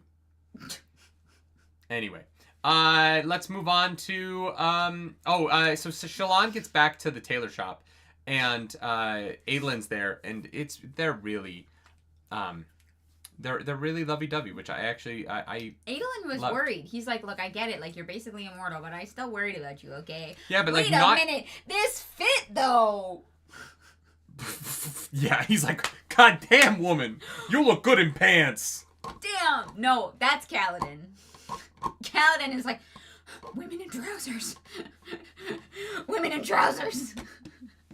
What is it? No, but Adolin is like, ooh, the red on white. Ooh, this jacket needs to be like a little more snug because, you know, it was made for Vale and not for you, but I don't know that. But otherwise, damn, girl. What a fop. I don't understand that. What? So he says that, like, she's like, oh, it was made for Vale. That doesn't make sense to me. Because the light weaving doesn't change her proportions. Oh, that's true. The body that's wearing the clothes is the same body no matter what. That's true. I don't understand. Right? Do you? So you wouldn't actually be able to fit clothes to a different body that wasn't yours because that body is fake and it's an illusion. It's light. Unless you like padded it. Yes. But Vale's the body that Vale wears is the same. It does not matter. Anyway, no, that's so interesting. Like her illusions have to be the same body as her. Yes. Because unless the clothes are also an illusion, which that is fine, but you can't make clothes for one of your illusions because it will fall through the illusion. Yes. Fascinating. Yes. Okay. All right. That's fun. All right. So then we get to the end of the chapter because Kaladin and Azure, the Saints come marching in. They're walking up and they have like 500 people. And he's like, Elhokar! King Elhokar! It's time. We gotta go do the thing now because I walked everyone through the city. We gotta fucking go. No, there's no more surprises because we're all here. Chapter 83, Crimson to Break. As the duly appointed keepers of the perfect gems. Perfect gems? Yeah, that has to be. Maybe perfect gems are the only things you can capture Spren in. It's my only guess. That's interesting. Or maybe they're the only things that can capture the unmade. Like, not all Spren have to be in perfect gems, but the unmade have to be captured in perfect gems. What do you think a perfect gem is? Is it like the one that Queen Victoria had and her husband had it cut like 17 times? No, so actually what it is if you go out and you kill a bunch of demons and you loot chests, check their bodies, you'll get 3 chipped gems. Once you get 3 chipped gems, you can take that into the Heradric Cube and you can turn that into a cracked gem. You take 3 cracked gems, you turn that into a gem. You take 3 gems, you put that in the Heradric Cube, that becomes a flawless gem, and then you take 3 flawless gems, you turn that into a perfect gem. So it's actually just a process of... Monster Hunter thing? No. Alright. No, it's Diablo. Sure. Okay. Stay a while and listen. Yeah. Chat knew what's up. Alright. But yeah, so the Else Callers have taken the burden of protecting the ruby, nicknamed Honor's Drop. Let it be recorded. Yeah, yeah. At first it was like, oh, perfect gems. Like, maybe that's what that, like, pillar was made out of. But, like, this is, like, a specific ruby, so I don't know. I want to know who currently has Honor's Drop. Because Honor's Drop sounds like the moment in Honor's DJ set. Yeah. Where he's like, everybody, get ready. Yeah. It's time for Honor's Drop. Yeah.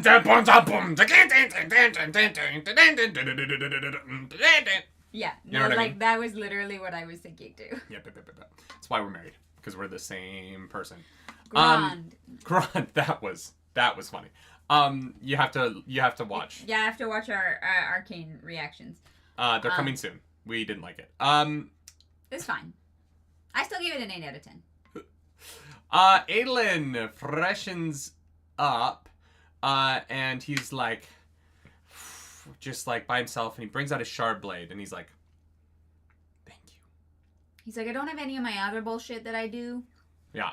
But like, I'm still gonna have a little chit chat. He's like in the bathroom. He doesn't have any chicken. Yeah. And like, he doesn't have his mom's necklace. I know. Where did that?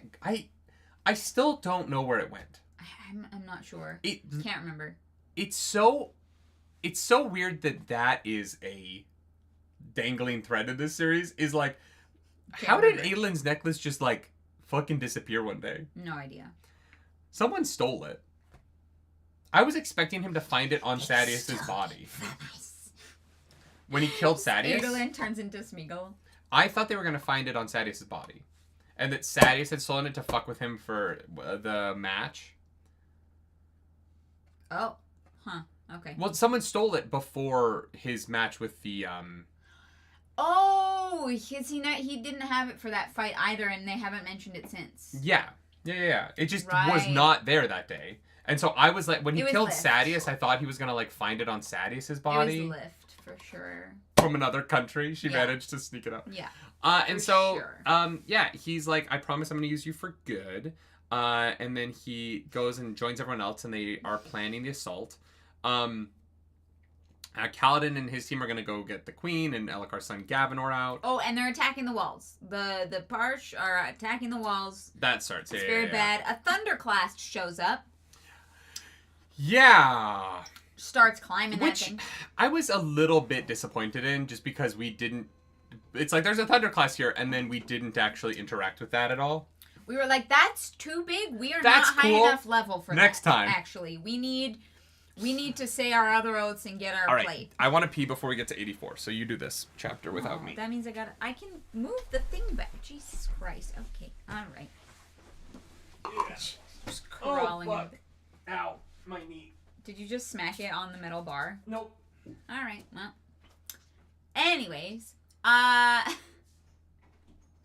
yeah, I literally felt like the Thunderclast showing up was them being like, we have other shit to do, and I have no idea how to kill that, so we're moving on. But it does throw a rock at them.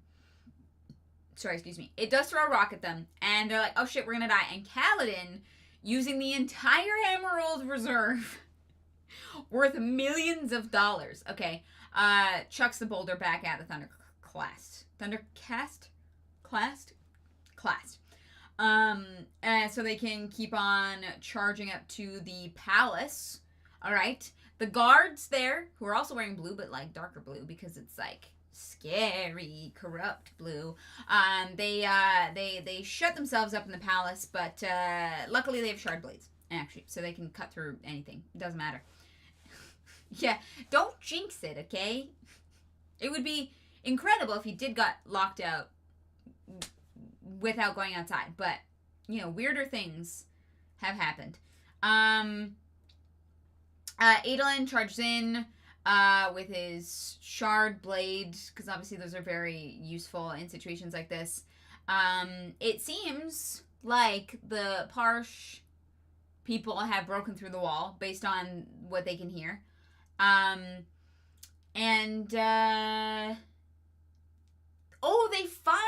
They find some guards. Okay. So they find some guards who were not cool with what Isodan was doing, and they got thrown in this room and labeled traitors. Okay. But these guys feel like they have only been in this room for like a couple of days because they've only been fed 3 times.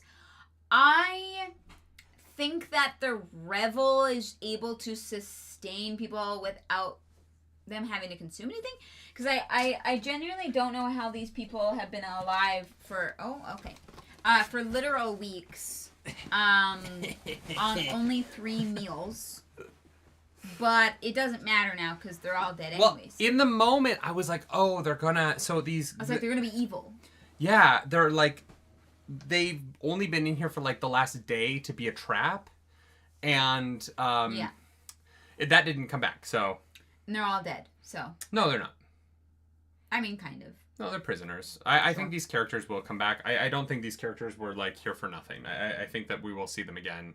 Probably in Rhythm of War. Mm-hmm.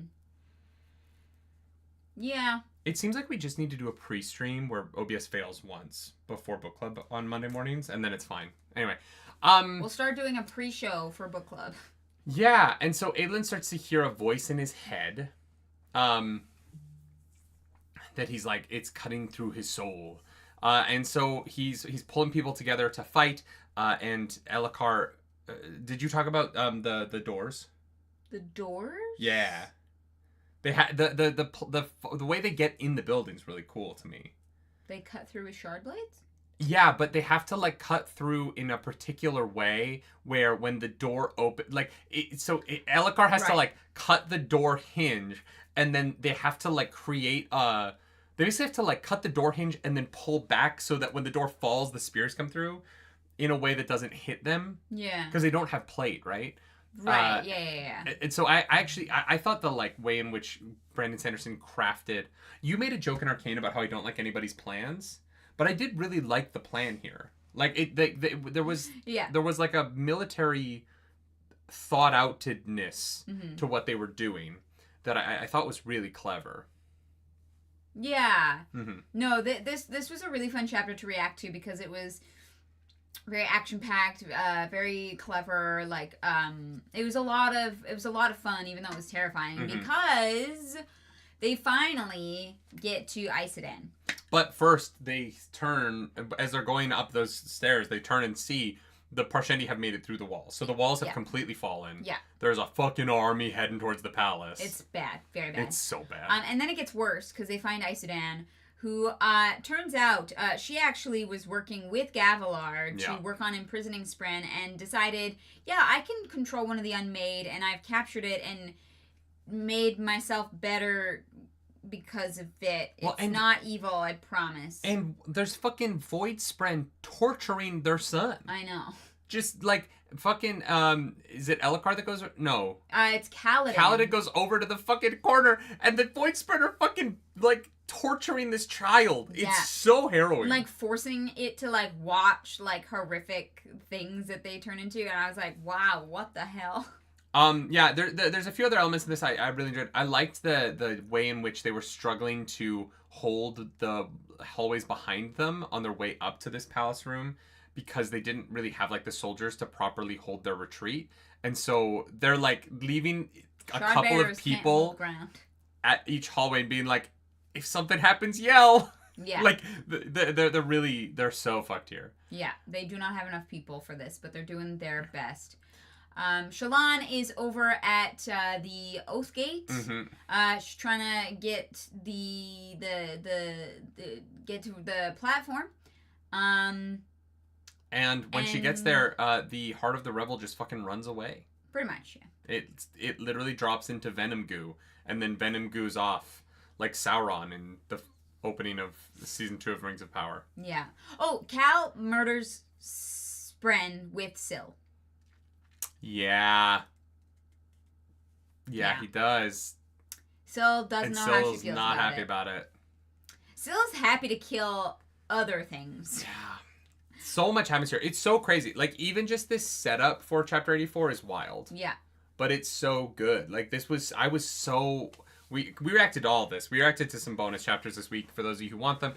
We were only supposed to do 83, 84, 82, 83, 84, and we did 80 to 85. Yeah, there were a couple, like, shorter chapters in there that I was like, let's just fucking do it. Yeah. And then we get to chapter 84. The chapter this video is named after, in my opinion, maybe Brandon Sanderson's best chapter yet. It's pretty incredible. This was awesome. Like, everything about it was so wonderful. It was awful, obviously, right? The content, but the writing of it, I thought it was just fantastic. It starts with the epigraph, the enemy makes on the push towards Feverstone Keep, which is interesting because we're also making a push towards Kholinar Keep.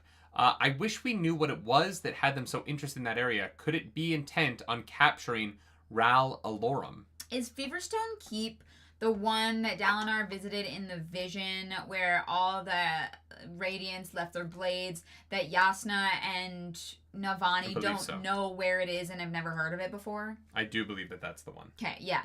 Yeah. So there has to be a reason that it's like just disappeared, right?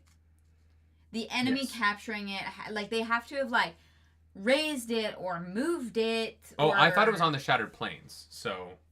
That's what Dalinar thinks based on like what he can see around him while he's there, but they don't actually know where it is. Yeah, true. Capturing Ral Alorm. Is Ral Alorm another unmade that the good guys captured? Man, I don't know. I don't know any of these names. Judah, thank you for that super chat. Yeah, fuck Moash. Truly, fuck Moash. Yeah. Did they mention Azure wrapping her coat around her arm during the fight? Oh yeah, she wraps her coat around her arm. That is. It's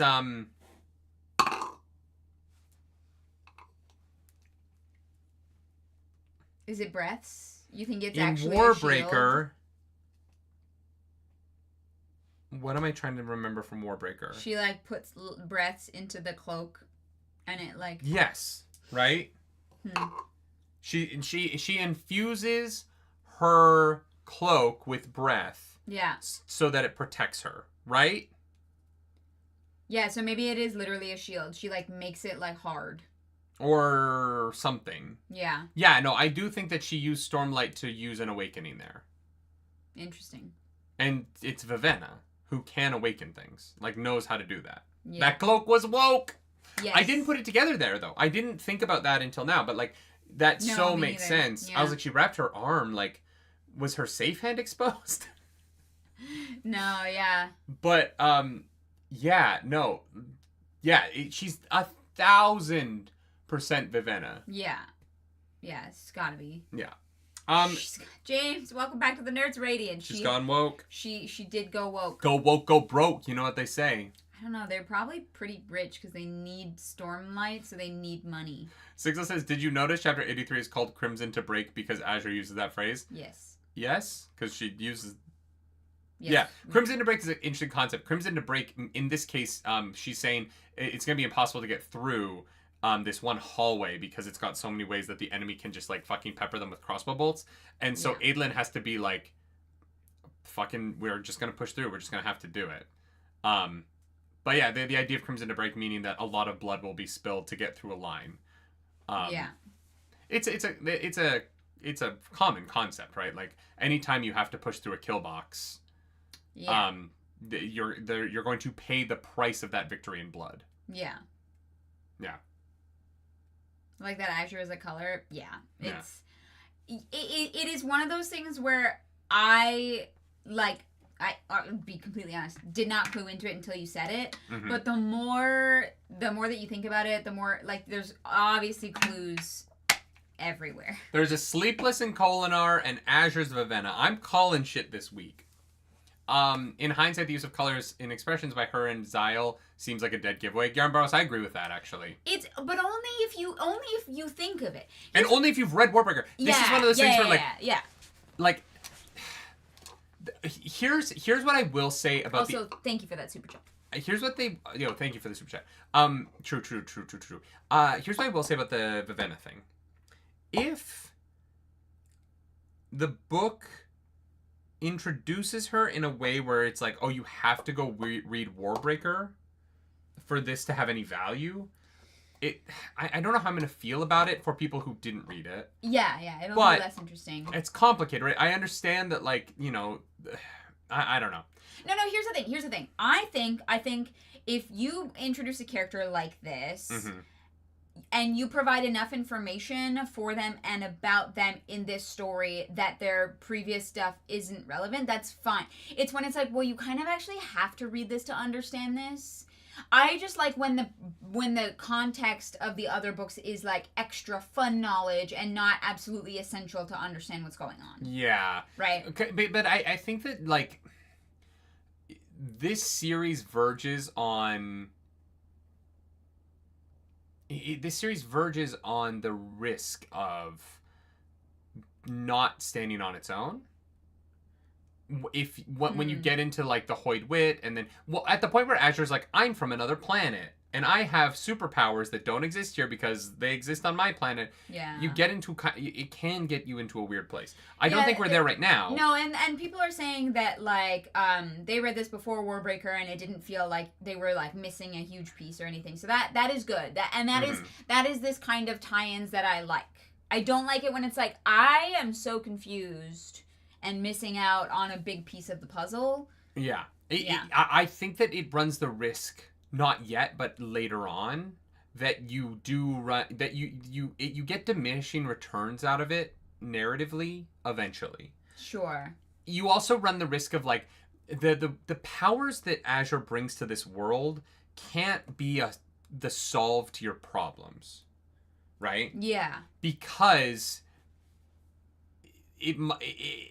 you want to be careful about being like the Deus Ex Machina-y feeling of like, oh, I wrote this other book that solves this problem, so I just brought that character here to solve the problem. Yeah, and with a magic that isn't native to the story that I'm telling. Yeah, and I don't want to feel like I'm in the middle of a book and being like, wait, so do I have to stop reading this and go pick up a different book in the middle of it to know what's going on?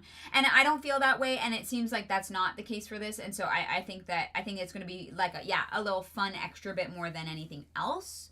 Yeah.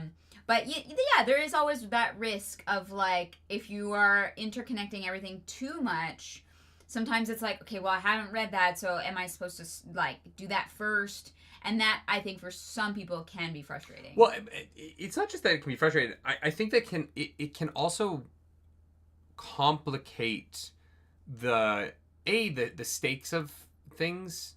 Like what is the value of a planet if the characters can leave and go somewhere else, right?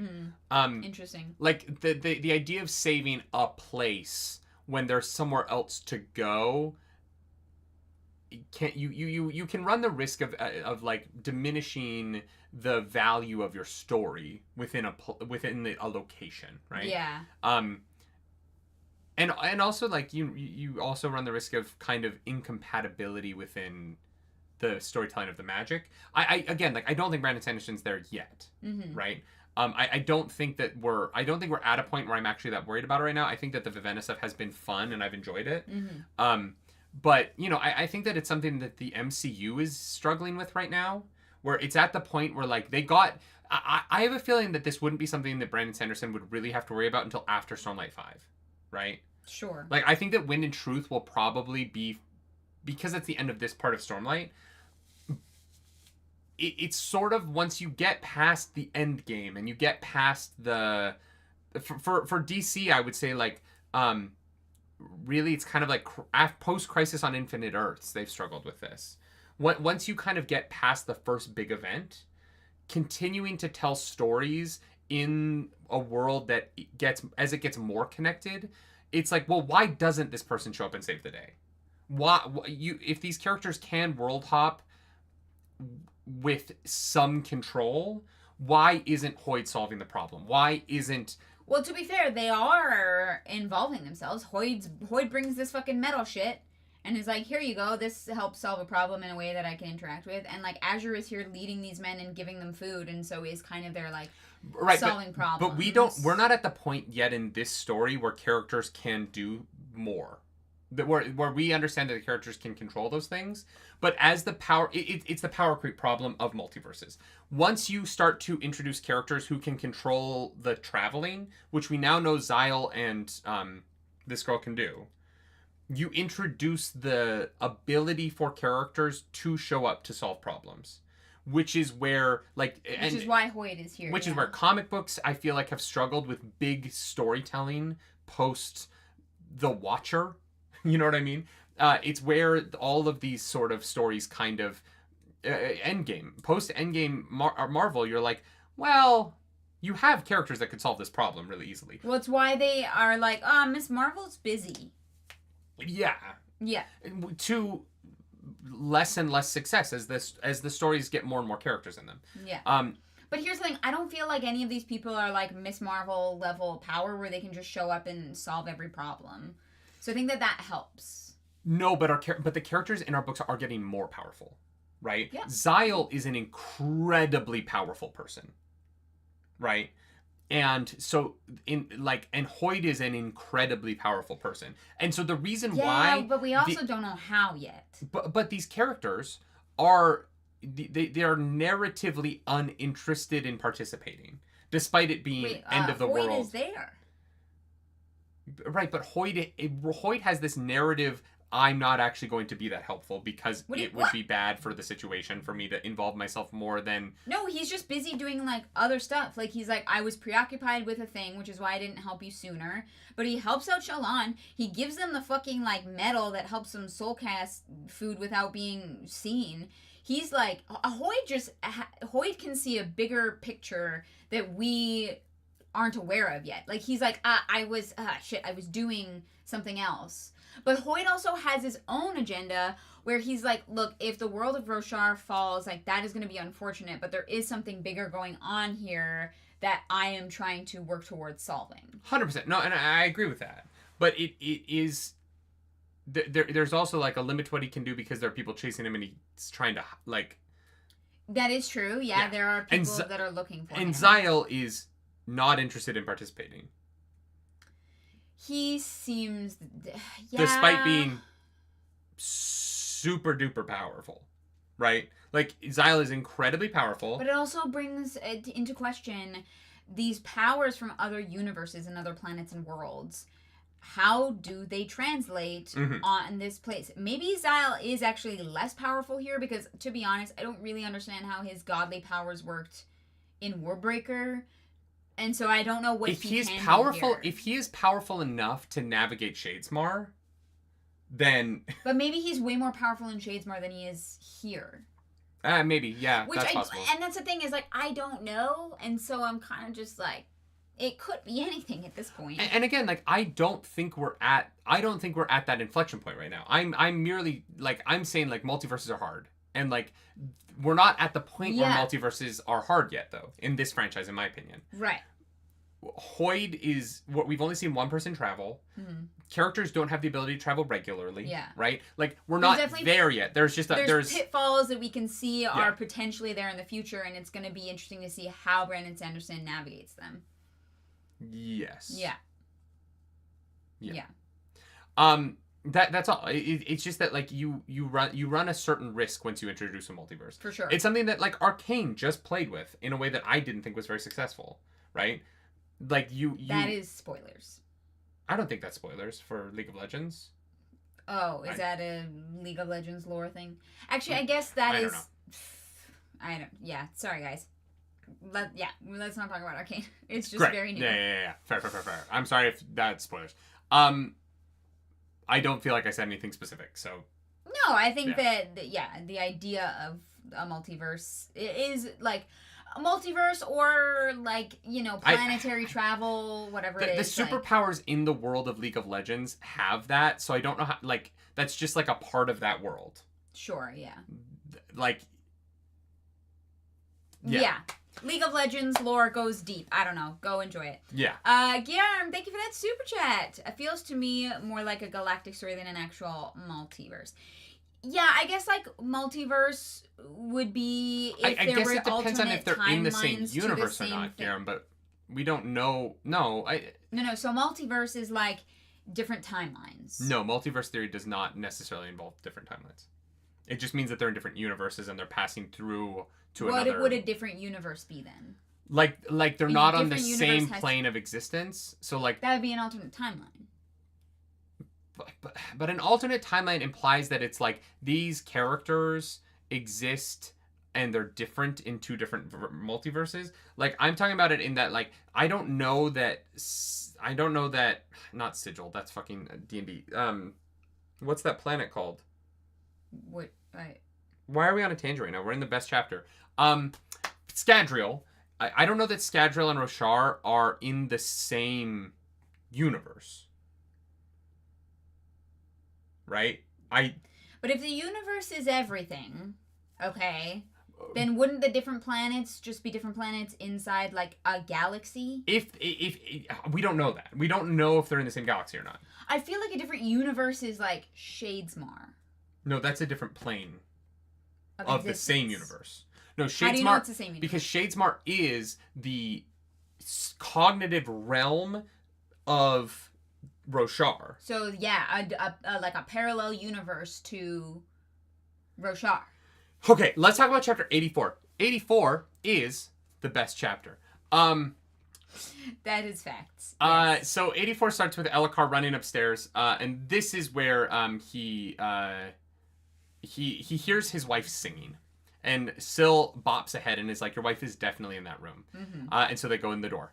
Cut to Shallan. Shallan is looking at the Purple Heart, and so she tries to touch it, and she gets booped away. Kaladin. Yeah. We're bopping. The first part of this chapter is like, we're going to set up where everybody is, and then as soon as it gets interesting, we're going to leave to go do something else.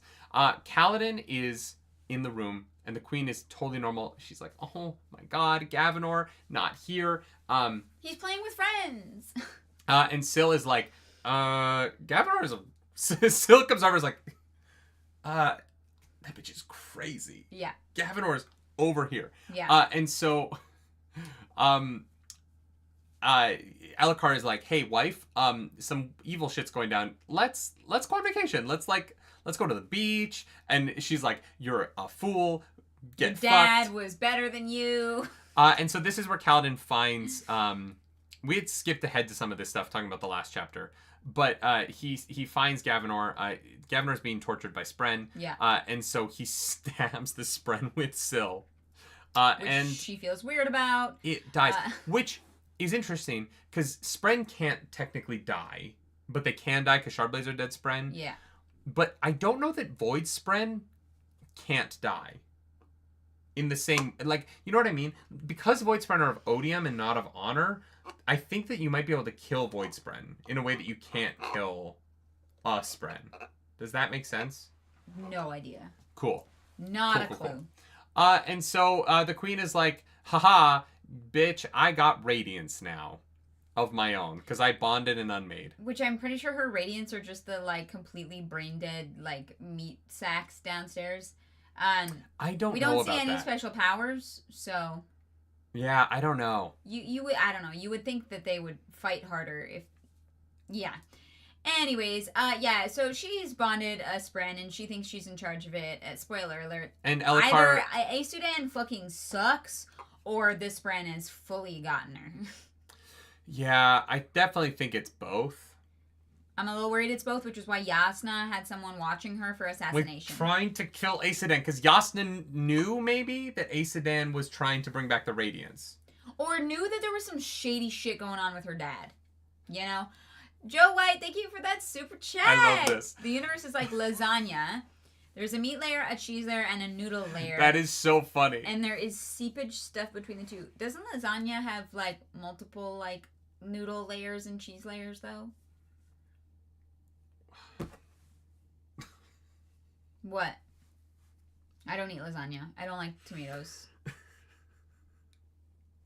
What? Nothing. It's just such a, like... Nothing. That just cracked me up. But like, doesn't it have multiple layers? Yeah. Maybe it's more like a shepherd's pie. It's not repeating lasagna. Guys, now I fucking want lasagna. Oh, shit. Can I get a place to deliver lasagna to the house? You can literally get anything delivered to the house in today's day. Wait, what are you... You want lasagna? Really? Lasagna near me. Oh, I was about to start saying restaurants. Yeah, maybe don't do that. I don't want the internet to know where I live. Honestly, I trust most book club people. I mostly trust. But what? You hear that, book club people? That's, you know, all... There's no way... All 249 of you. There's no way trusts. this pho place sells lasagna. Yeah, no, that's... I think ever since Google got AI, Google has not been doing a great job. No, it's worse. Johnny Coleman, thank you for that super chat. The universe is like pizza. Sure, yeah. Guys, super chats today are going towards Nerdy having lasagna for lunch. But just Nerdy. Well, you're not going to eat lasagna. You can have whatever... That's what I mean. Eat what you want, but you don't want lasagna. No, I really don't. Anyway, so Elhokar grabs his son and they leave the room, and she chases after them with her soldiers. We come back to Shallan. And this Bren in front of Shallan is like, give me your passion. Give me your sex. Yes, I am a very sexy Spren. I'm very passionate. Yes. Oh, damn. This purple heart is actually just hot European. HOTTOGO. You can take me hot to go. Hot to go is the lasagna place. I would eat lasagna from a place called Hot to Go. Yeah, right? Oh my god, if it was all Chapel Roan themed. Gay lasagna. We love gay lasagna. They have like rainbow noodles on top, so it looks like... But then it would just be rainbow with like red sauce all over it. That just looks like kind of... Red sauce under it. You don't put the sauce on top of the lasagna. But there's seepage, according to chat. But there's seepage! I'm just saying. Anyways, we're in the best chapter of this book, alright? But there's seepage! God, that was very funny, babe. Thank you. Oh my god. I need to clip out you just going, but there's seepage! Great. Someone clip that. And then you turn it into a GIF and then post it under every video on Pornhub. But there's seepage. That is very funny. I give you permission to post a GIF of me on every Pornhub video. I'm gonna regret that. That's so funny. Anyways. Hashtag seepage.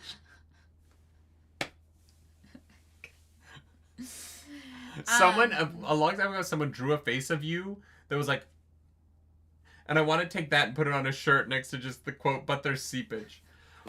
Anyway, I love so it. We're back with, who are we with? We're with, Shallan, and... Yes, Shallan, like, Shallan looks at the mirror and then suddenly starts seeing all of these faces, and it's very much like, she's seeing, it's like, what's the Doctor Who episode where the Doctor, like, is like looking, is it a mirror or looking into space or something, and then sees like the faces of all the past Doctors on their face and gets really like upset and confused for a second? On whose face? There's a lot of Doctor Who episodes where he sees his like past Doctors. Yeah. It just reminded me of, like, the Doctor being like, which Doctor am I? Oh. But then Wit is like, you're Shallan. Fair, and you can be all of them and none of them at the same time. You can do whatever you want. And she's like, Wit, help me. And then the darkness fucks off. Yeah, it's like, oh my god, Wit's here. Everybody abort. Get the fuck out. Just saying, Wit's pretty powerful. And then Adolin and Azure are about to... fight on the other side, and Shallan goes into the control room and sees a strange woman in the mirror. Yeah. Who's like, I am Sajah Anat, and I am your mom, Shallan. Oh, damn, that was a twist. It was a crazy twist. I was not ready for Shallan's mom to be an unmade. Shallan's mom has got it going on. She's all I want, and I waited for so long. Dalinar, can't you see? The oath gates don't work anymore. Anyway, she reveals... No, just this one. It's fine. Oh, no, wait. Actually, before we get to that, we cut back to Kaladin. Guys, I'm joking about that, by the way. That's not Shallan's mom. Yeah, her mom's dead. Yeah. Yeah. Pattern killed her. Pattern did kill her. Yeah. In the same way that guns kill people. Okay, but this time it actually Pattern is a sentient being. Although in this world, guns are sentient. Would also be sentient. So guns. They can't have the Second Amendment because guns do actually kill people. That's terrifying. It's like how in One Piece there is a gun that ate a dog fruit, and now that gun is a sentient gun dog that can shoot people. That is the most insane thing I've ever heard in my life. Not only is that the most insane thing you've ever heard, that is a fact. Fact? In One Piece. What I mean is nothing I just said is not true in the world of One Piece.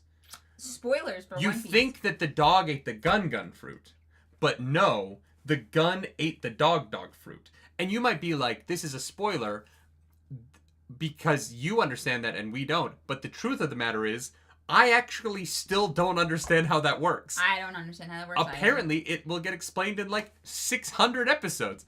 I don't understand what I just said, but it is true. Right. Brother Airman asks, would a gun feel bad after shooting, or would it be super stoked? So we actually know that in Shadesmar, the swords feel really good about being used for their purpose. So I think the guns would actually be super stoked. Would be my guess. Yeah. Yeah. Yeah. Which is so sad. Yeah. They would be stoked to like kill people. Yeah. But would a gun be stoked to kill people, or would a bullet? Like, I think the gun would love to be fired, because the gun would be like, I'm coming. See itself as part of the gun. Because the palace is one bead. No, because a bullet isn't in the gun long enough to see itself as being part of the gun. Like, you would have to leave your gun loaded for forever. But nobody leaves their gun loaded. Like, smart people don't leave their guns loaded, particularly around their own children. Oh, wait, Americans exist. Jesus Christ. Anyways, we're in the best chapter of the whole book. That we're going to talk about for an hour because we can't stop doing tangents. Kaladin is glowing, always. And he's trying to, like, keep the queen's radiance back. And then here's Parshendi, and, it's Sa, my buddy old pal, Sa, who's just trying to protect, his child. Then the Unmade is like, hey, Shallan, I'm not your enemy. I'm actually no longer of Odium. Crazy. I know, super weird how that could happen, but someone made me corrupt the Spreadnets here. And so if you use this Oath Gate, it's going to do something real bad. Okay, it's a trap. The other goopy heart left on purpose. And Shallan is like, okay, that's very confusing, but sure, we're going to run with it. No, but okay. But pause. Uh-huh. Pause. This is the coolest part of this chapter. The next thing is awesome. Uh-huh. Kaladin freezing up and Elcardine, that's all great. But for the series as a whole, the coolest part of the chapter is that the Unmade are not necessarily evil. Yeah. Most of them are. Yeah. But the Unmade having a personality and being able to make independent choices makes them an infinitely more interesting villain than if they are just personified evil. Yeah. Because personified evil is kind of a bland villain. Yeah. You know what I mean? Yeah, I think you can, like, kind of get creative with... yeah, but no, The Nazgul are kind of bland. Yeah, they're not interesting. They're scary. Which is why they're not really the villains of Lord of the Rings. Yeah. They're just a force that they fight sometimes, but they're not the main villains, right? If the villains that we see more often than not in Lord of the Rings are people who have chosen to be evil. Yeah. Saruman. Sorry, spoilers for Lord of the Rings. You know what I mean? And so in this moment, by making one of the Unmade have an independent thought from Odium that makes them not super evil, so good, right? Yeah, very fun. I hear what you guys are saying about the Midnight Mommy, but the Midnight Mommy was still murdering people. Yeah, but because it didn't understand how it wanted to be like people so bad. But in that way, the Midnight Mommy was an evil force that was only doing evil. It's not like Midnight Mommy was doing a bunch of things that humans were doing to try and understand them. Yeah. It was doing specifically murder, and so it has to be stopped, right? Yeah. Whereas in this case, this woman is forced, but she actively doesn't want to. It just means that the Midnight Mommy existed as a force of evil and had to be stopped. This character doesn't. Yeah. And so it is more interesting because her desires, right now, she's being forced to be evil, right? Yeah. She's being forced to do this thing that is bad. But could they break that control and get her control back, and that's how they get the Oath Gate back? Because we know that she corrupts Spren, right? Yes. But if Spren are kind of fucking everywhere, like literally like everywhere. Yeah. And we know that the one Unmade is like very large. So it might be possible that Satanat does not have a choice in corrupting the Spren. It's like they either come into presence contact. Does it automatically. Yeah. And so like depending on how that works, I think means that this could be really interesting in terms of like maybe like this is literally just a tortured soul, so to speak, that like cannot control the horrors that they are inflicting on Spren and people. Michael Kioski says, we don't want an unmade, we want a fun made. And I love that. Thank you for that super chat.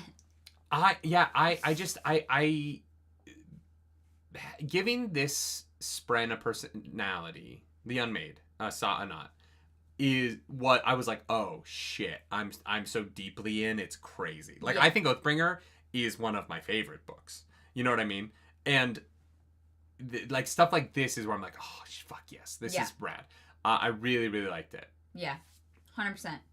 I love what it means for the future of the series. Because it means that, like, I think that they could win her over. I think that right now she's still under Odium's control, but I think that there might be a, like...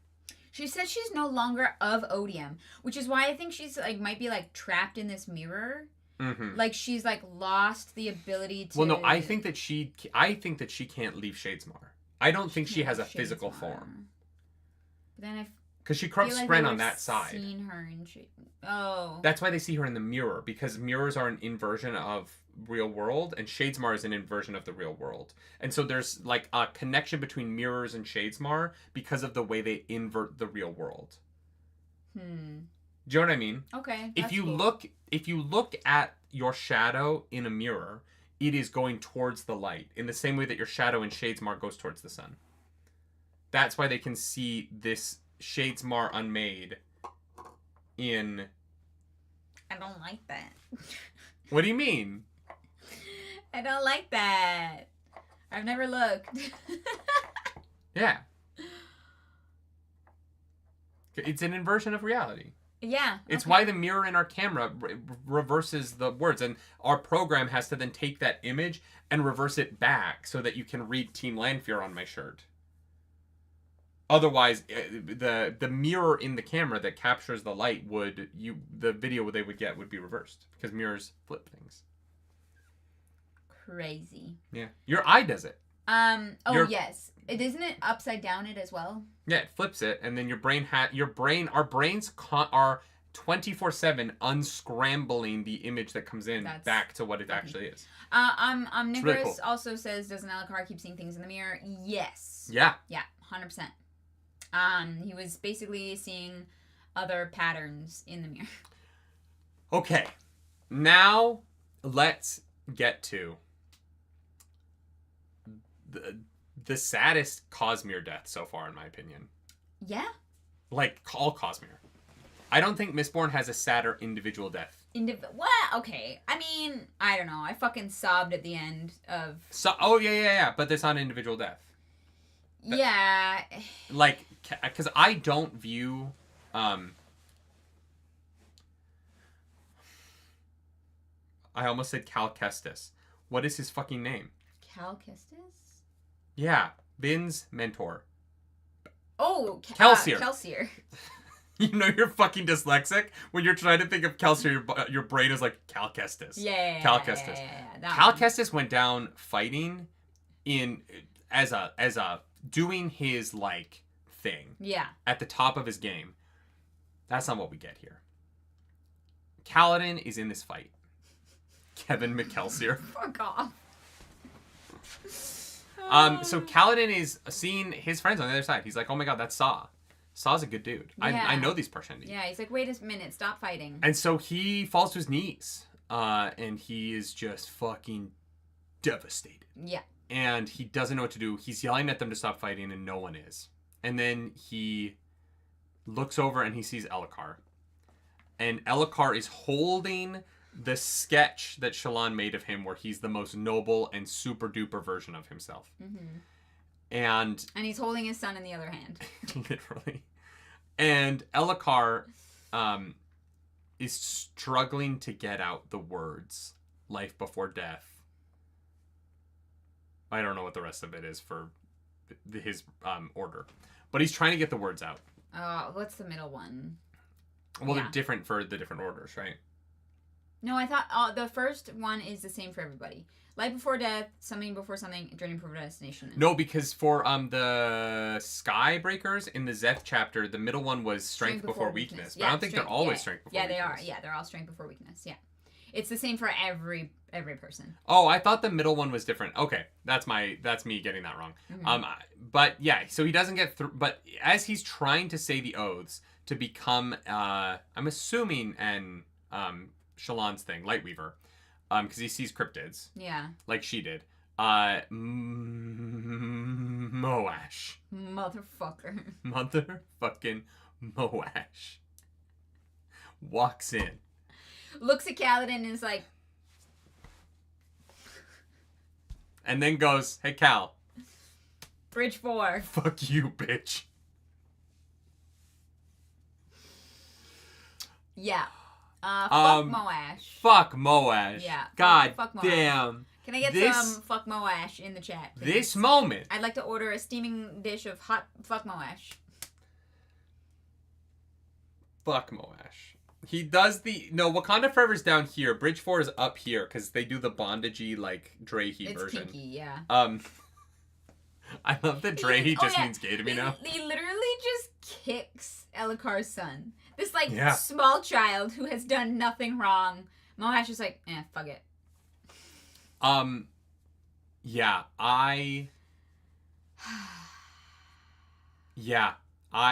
Brandon has told us what Elikar's first truth would have been if you are interested. Oh, yeah, I would love to hear that. Oh, that's fun. Yeah. Is his first truth, I'm not a great king? Probably.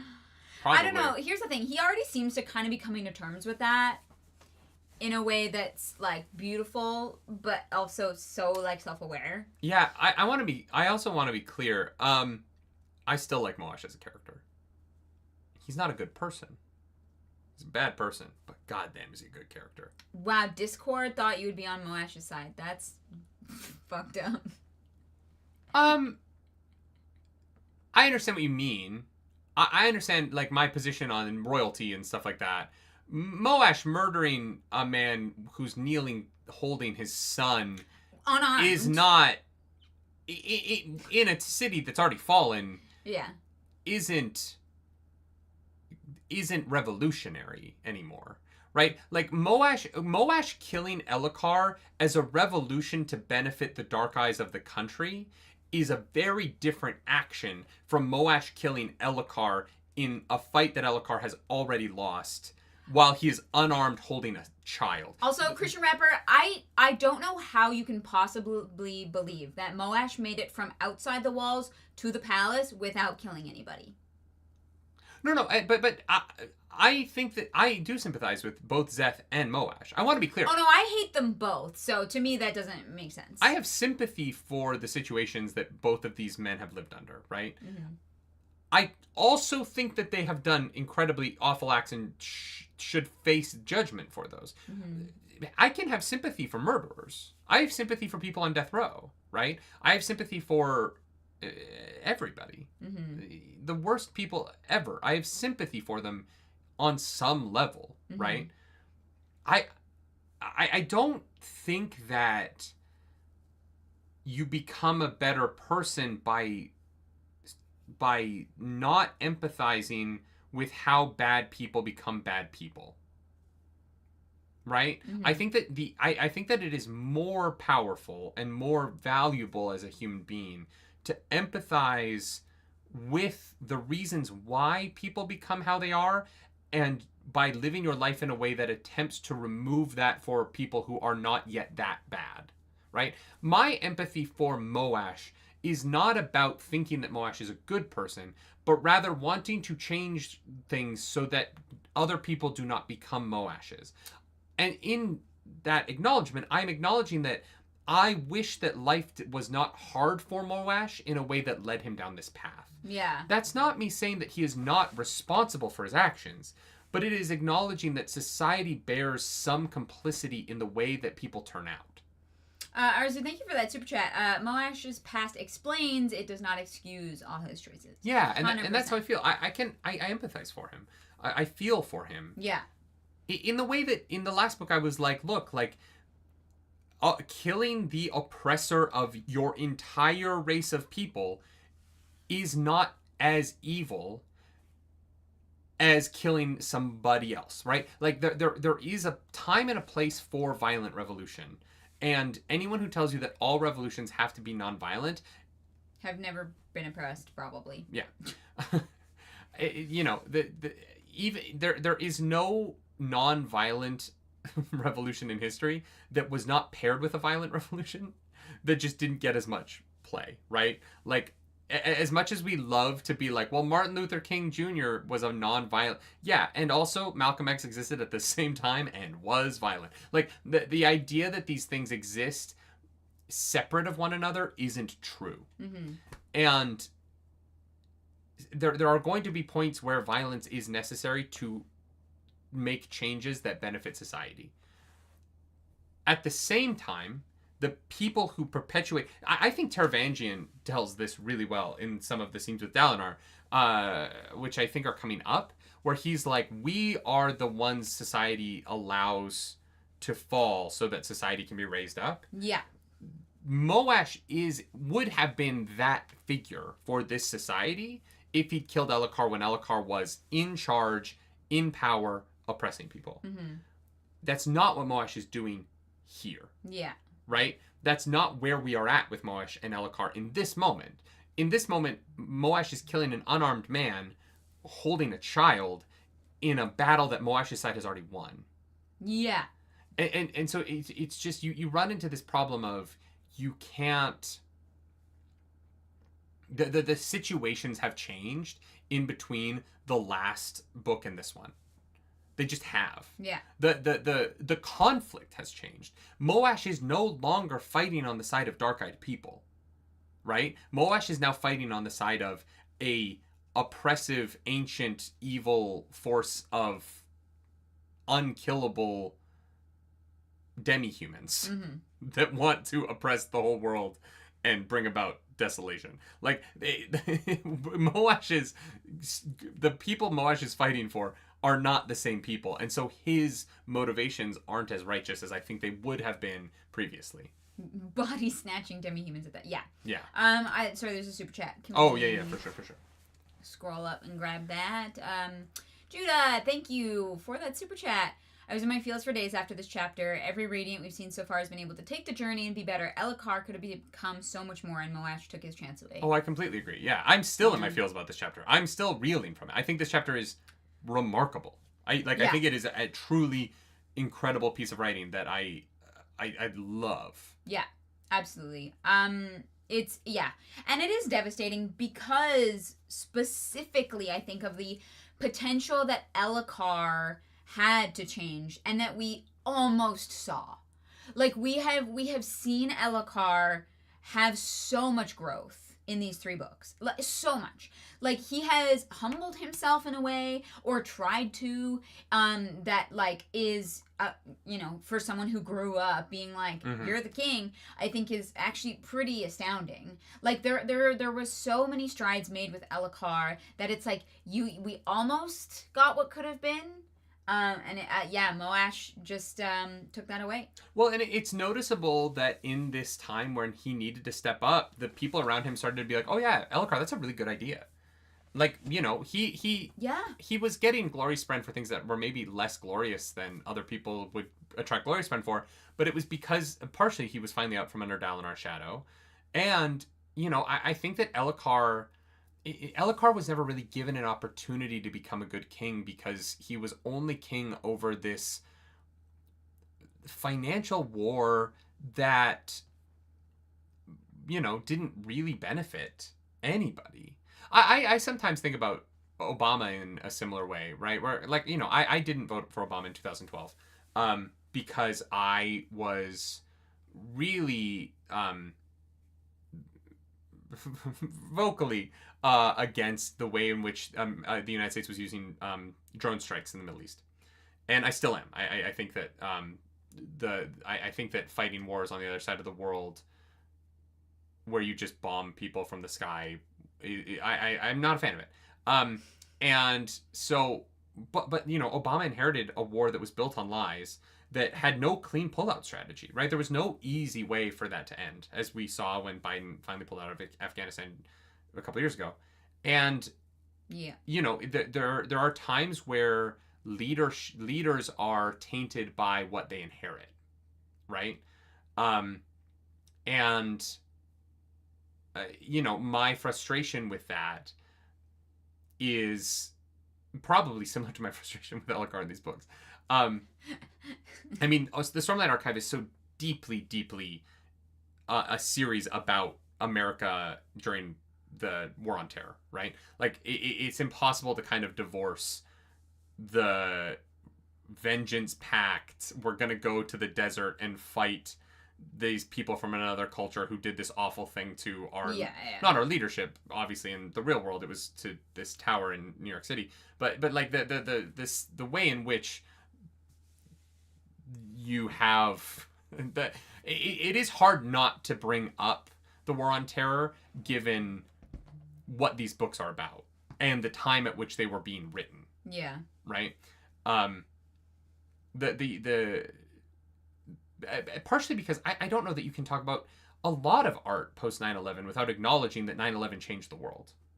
Well, but you can say that about any large historical, specifically tragic event, right? Like, The Lord of the Rings was written because of similar, like, awful tragedy, right? Like, all of art is inspired so much by the human experience. Star Wars is so deeply about Vietnam. Mm-hmm. Like, and anyone who thinks that when people are like, well, I don't know why Star Wars suddenly got political, it's like, what are you talking about? It's Vietnam. What do you mean suddenly got political? Yeah. What? Because people just... How did you miss it? It's so, like, and Stormlight Archive is, in some ways, I think, a very successful fantasy. It is sort of the Star Wars of the War of Terror, right? Like, I think that Stormlight Archive, particularly if it gets a really solid adaptation, could end up being remembered as being the fantasy, like, metaphor for the War on Terror, in the way that Star Wars is kind of like the fantasy thing that's kind of remembered for talking about Vietnam. Yeah. And I someone brought up, like, Wheel of Time's also about Vietnam, but the larger cultural consensus doesn't tie Wheel of Time and Vietnam together as publicly as Star Wars is kind of, like, inextricably linked from that thing. Yeah. Shim's Lady says the tree getting destroyed in Avatar is an allegory for 9/11. No, that doesn't work. I mean, James Cameron can say that, but that it just doesn't work because America is... the tree getting destroyed in Avatar is just us destroying North America. Like, the North American metaphor in... the indigenous people of North American metaphor in Avatar is too strong to then turn around and say that the Na'vi are Americans and the tree is the World Trade. Like, that just doesn't quite work given everything else that's in that movie. Yeah. But yeah. No, I'm not sure that I linked that one. I mean, James Cameron might, but James Cameron makes fun movies. The Avatar movies don't do a great job with the themes that I think they're trying to play with. Yeah. Omniocris, George Lucas has said since Star Wars came out that it was about Vietnam. Like, George, I am only saying that because George Lucas has said, I don't think people understand, but my movie's about Vietnam, and the Empire is America, and the rebels are the Viet Cong, and I need you all to understand that my movie is explicitly about Vietnam. I made Star Wars because of Vietnam. We have 50 years of George Lucas being like, guys, it's fucking Vietnam. Yeah. I can't believe we're 3 years away from the 50th anniversary of Star Wars. That celebration's gonna be fucking lit. Yeah. 3 year, wait. Oh yeah, okay, so then... 77, 27. Yeah, I was like, oh shit, are we going to have a celebration that year? But yeah. Yeah. That's why they took this year off. Yeah. Was they could do the every other year. Because this celebration in Japan is going to be 48 years. Yeah. And then they're going to take 50. A year off. And then the 50th anniversary of Star Wars is going to be fucking huge. In Vietnam. This isn't really tangents, Victor. Like, I think that talking about the way in which this is related to 9/11 and the War on Terror post-it is really about this book, right? And particularly the time that this book is... I don't think of this as a tangent. This is what this book is about. Yeah.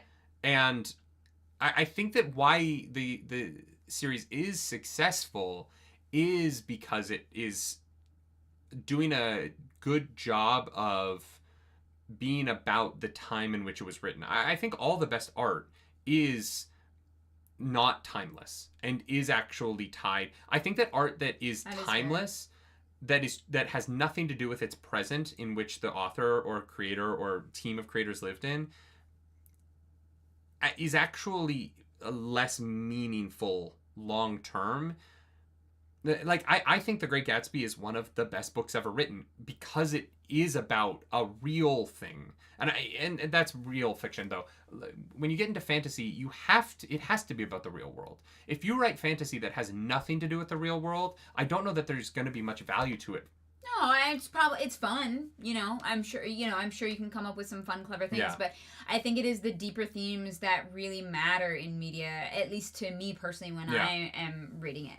And I think that this series is very successful in that realism. And I've said this before on book club. I've said this before elsewhere. Like, one of the things going to theater school, making art, is the why now. Yeah. Why are we telling this story now? Why are we writing it now? Why are we performing it now? Why are we sharing it now? What about now makes it relevant? And it's why revivals and stuff sometimes work really well and sometimes don't.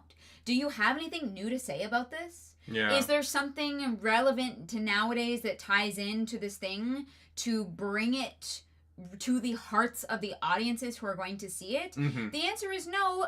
Do something else. Like have something that is going to be emotionally impactful and memorable for the people who are seeing it in the now. That's not to say that I don't think that art that is older doesn't also have its value, but I think when people adapt Shakespeare, for example, mm-hmm. it's usually the adaptations that are connected to something in our current society are the ones that people talk about. Yeah. Rather than just a flat recreation of something that was interesting 60 years ago. Yeah, no, I agree. Exactly. It's also why I think that there's so many pieces of art. I think about this with when they did A Star Is Born recently, the remake with the Star Is Born's been done like 4 times, right?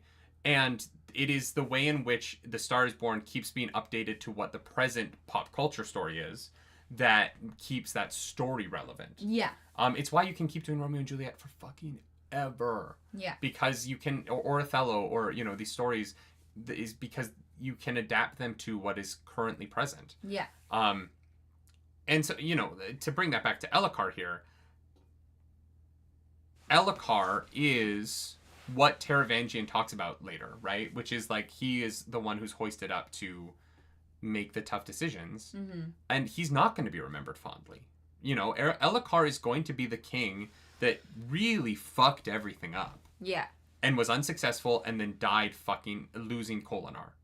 Yeah. Right? Like, Elhokar will be remembered in the way that we are, I think, going to weirdly remember Joe Biden.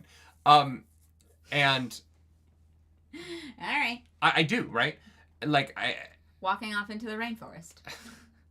But Elhokar is not going to be remembered fondly by history. Yeah. Dalinar is going to be remembered as the one who superseded him and then saved the world after Elhokar's mission to save Kholinar failed. And maybe it's sad because he really was doing his best.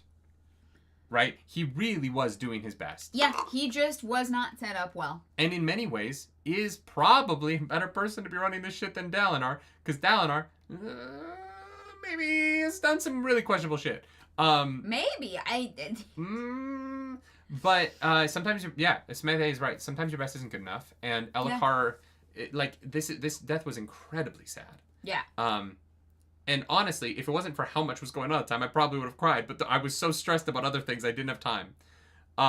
Yeah, literally. And yeah, it's Elhokar like oversaw some of the darkest times in Alethi history and failed in the end. And that is it sucks, man. He was just a little bit too late. You know what I mean? Yeah. Like, he knew his ideal. Like, he, like, understood it. He was just... he just missed the mark. Like, so much of Elhokar's life, he just missed the mark. Because he didn't speak quickly. Well, but this is the thing, right? Like, Elhokar was never a decisive person. He wasn't ever a truly decisive person. And except so in this in moment... his, like, hot-headed moments of anger, unfortunately.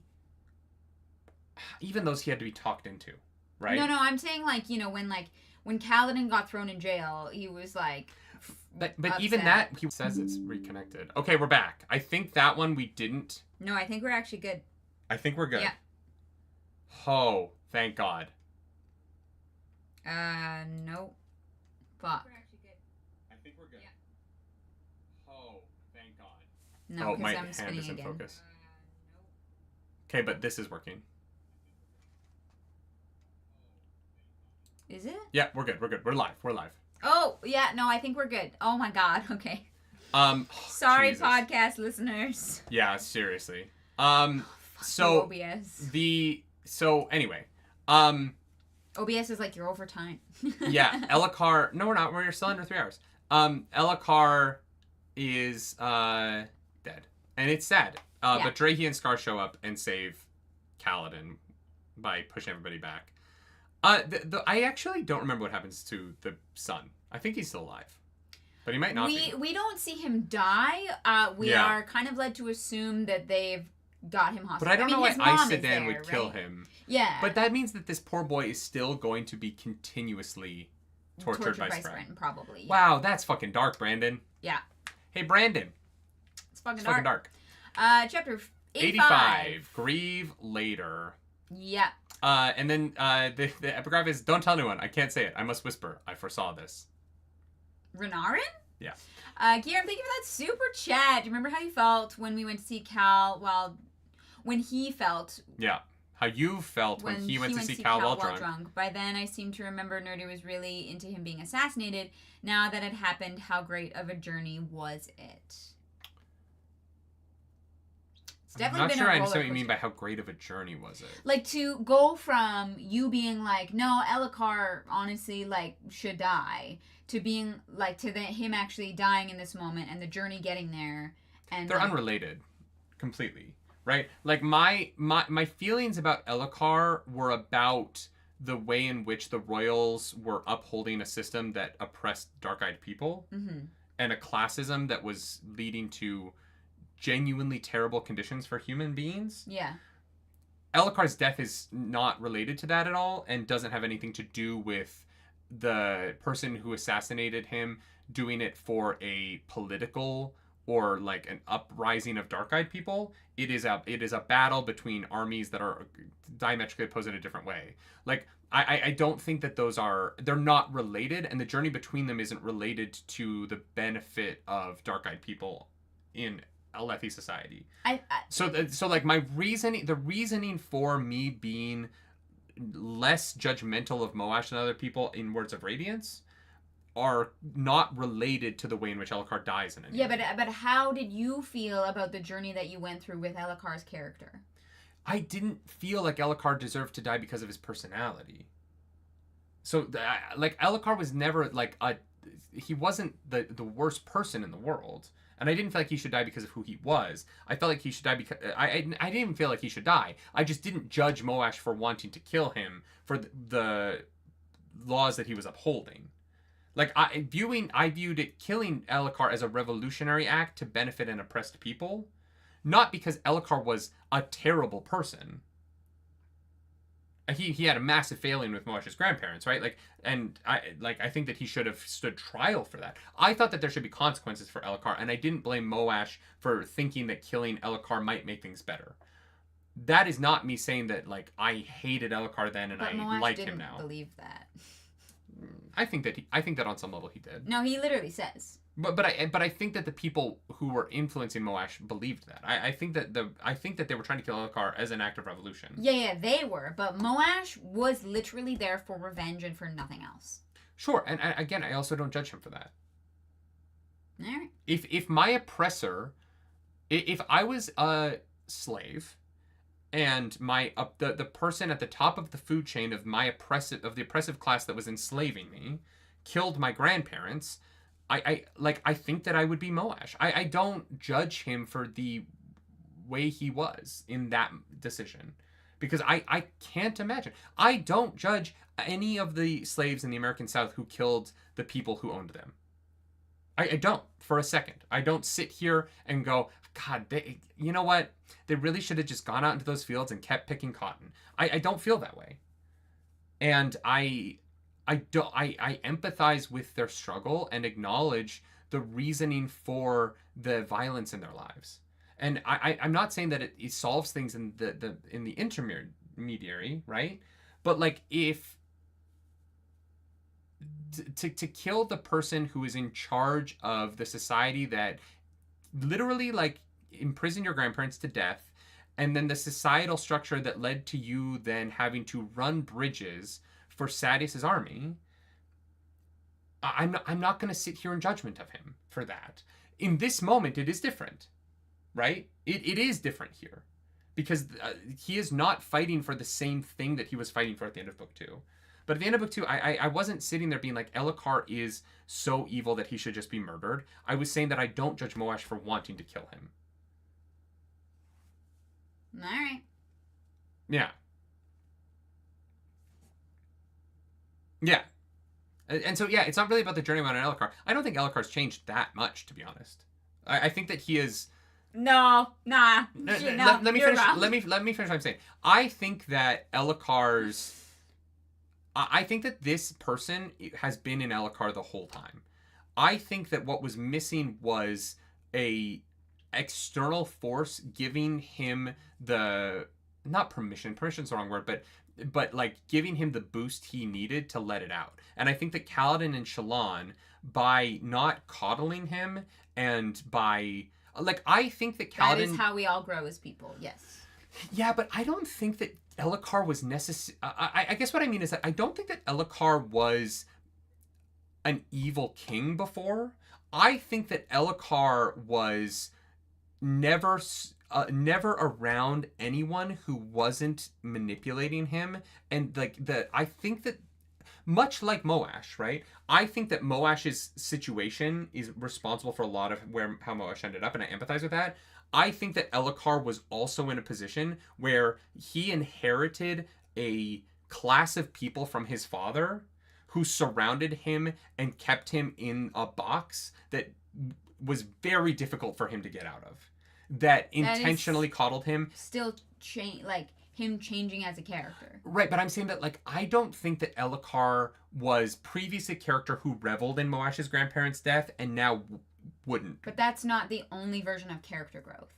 No, I'm just saying that I think that I think that Elhokar was always good on the inside and didn't express it well. And what's changed about him is he is able to bring, I think, what is natural about him out in a way that was not available to him before. Yeah, so his character growth has been pretty incredible over the last book. Yeah. I think that what I'm trying to say is that I don't think that he's changed in his... Like, I'm trying to think of a good analogy. I don't think his, like, moral alignment has changed. I think the way he's expressing himself has changed. Oh, okay, sure. Do you know what I mean? Yeah, that is like a and specific... so there's a lot of character growth. Okay. But I don't think he's fundamentally become, like, a better person. I think he's just better at getting the goodness in his heart out in his actions.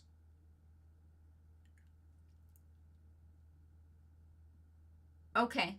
I think that Elhokar has always cared about... You know what? Yeah, sure. You are trying to explain yourself, and I don't think I agree with you at all because of our ideas. So you think that he was a bad person before? No. I just then think that he has me? had immense character growth over the book, and you said he hasn't really. No, I just mean that his like... he has grown a lot in how he expresses himself and implements himself in his plans and stuff. And that side of his character growth has been great. I'm saying that I don't think that he was ever... The like inner person in Elhokar, yeah. I don't think he went from being like morally wrong to morally good. Yeah, and I'm saying that's not the only measurement for character. Sure. I'm saying that, like, that's the thing that I was saying. That's what I'm trying to explain. That's the thing that I think hasn't actually changed that much. Okay. I think his moral center was always pretty positive, and he wanted to do the best. I think what's changed is that around that, his ability to get that out has changed, is what I'm trying to explain. Sure. Yeah. All right. There was a super chat up above. Ernest Hills was deleted. Yeah. Chris Hazelden, think about super chat. How is that not part of his journey? No, it is. I was trying to explain.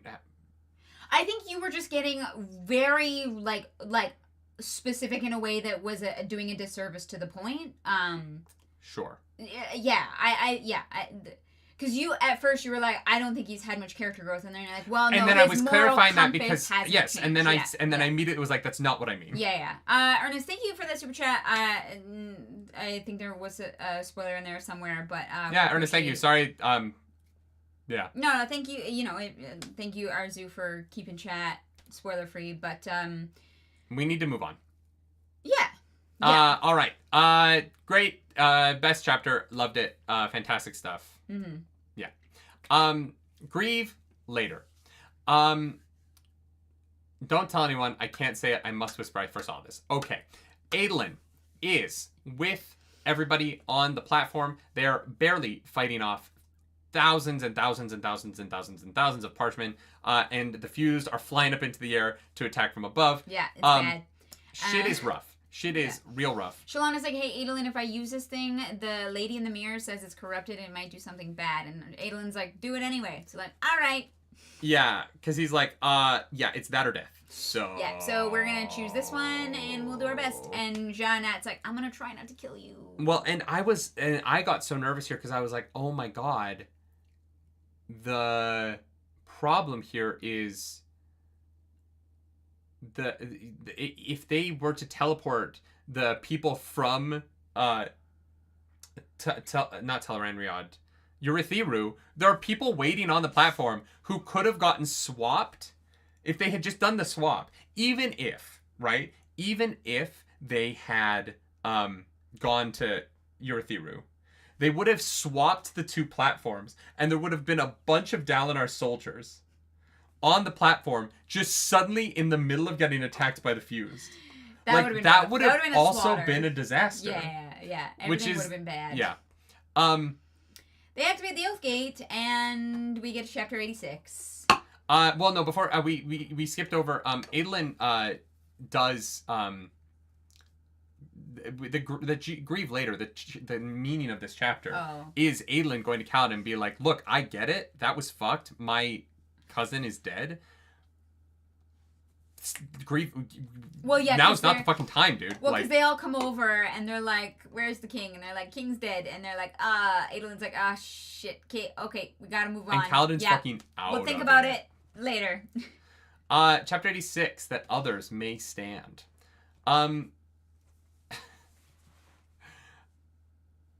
Oh, we get a little therapy spren epigraph here. Yeah.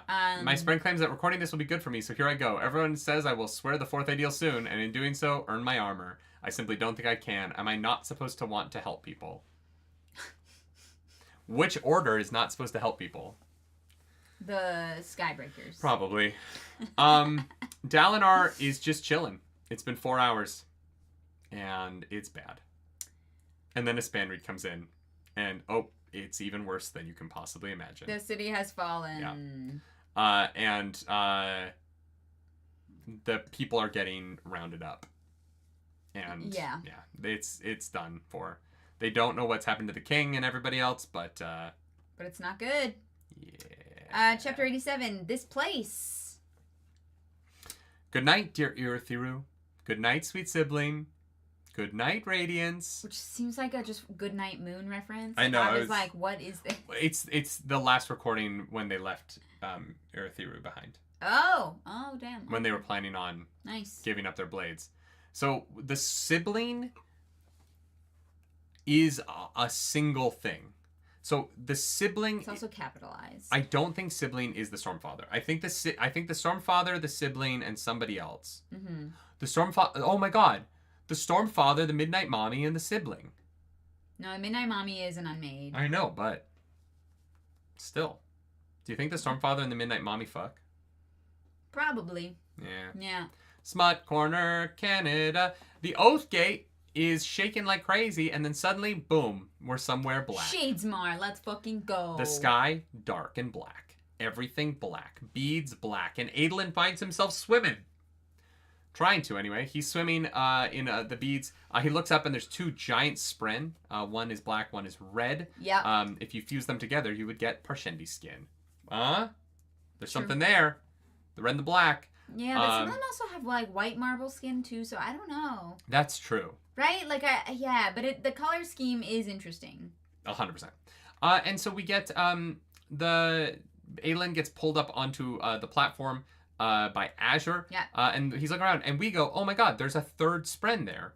Because we see Syl, full size. Yeah. We see Pattern, full size. And we see a spren like, with scratched out eyes. Azure spren. Azure's obviously. a radiant. Yeah, of course. Yeah, we'll talk about that later. 100%. Then we get to the interludes. And they are in Shadesmar. All right. Ja Anat sent them to Shadesmar. Which will only be a problem in that it took fucking Yasna forever to get back from there. So they're going to be there forever. Probably. Yeah. That is the rest of this book, is just them fucking around. I always enjoy browsing the Shadesmar catalog. Have fun at your meeting, Pinky Armando. All right. Chapter Interlude 7, Envoy. Venli has taken envoy form, and she has been sent to towns to basically tell the story of the listeners, which are all dead now. It's also, like, a lie. Yeah, basically Venli has been turned into propaganda. Yeah, Odium is like, you need to tell people that the Alethi actually knew that they were making you guys slaves and that they were, like, very adamant to, like, keep you guys slaves. Because it fits my narrative better. Yeah, Scavani, thank you for being a Nerds Radiant. Thank you. Loki, the kinkiest role in fiction, beat oceans and tentacle creatures. Yeah. Literally. Yeah, 100%. Yeah, and so we get, honestly, and you know me, I was always like, I want more Parshendi stuff. This is great. This chapter is really interesting. Both Venli chapters are really interesting. Yeah. I love Venli's, like, coming to terms with the fact that she fucked up really bad. I think that it's played out really well in this book, and I think that what Brandon Sanderson is doing with that narrative is super interesting. Still hate her, but yeah. Oh, it's 100% her fault. She is self-aware now. But reading her kind of slowly realizing she's fucked up is deeply interesting to me, and I've been enjoying the fuck out of it. Yeah. But she has kept that lol spren around. Which I'm starting to think is just Eshonai's soul. I don't know if spren can be souls of people. Really? Like, if What do you think the fused are? Yeah, but then wouldn't... We are literally... She is a member of a race of people... So do you think whose souls live on as spren that can take over bodies. God, what if Venli sacrifices herself so that Eshonai can live? Yeah, because she... Venli says the wrong sister lived, right? Yeah. She literally says it. And so if she accepts Eshonai's spren soul back into herself, then she will be able to kind of redeem herself in that way. I want to be really clear. Yeah. Okay. If that happens, in that way, yeah, not a fake out death. No, yeah. You know what I mean? That's like, cool. I sometimes, I know that I am the, like, stop fake killing people guy. That is a narrative revival that totally works for me. Yeah, I dig it. Because Eshonai is actually dead, and she comes back in, like, in a plot way. And only because Venli... Because you can't accept the spren into yourself without wanting it there, right? So Venli has to, like, wholeheartedly believe that she's doing the right thing, and which will make it a, like, emotionally impactful moment. Yeah. I do think that's where this is going. I could see that. I do think it's Eshonai's soul. Because there's two interludes, right? So I feel like we can kind of talk about them both at the same time. Sure, let's go for it. Like, Venli, like, is almost this close to fucking killing that spren.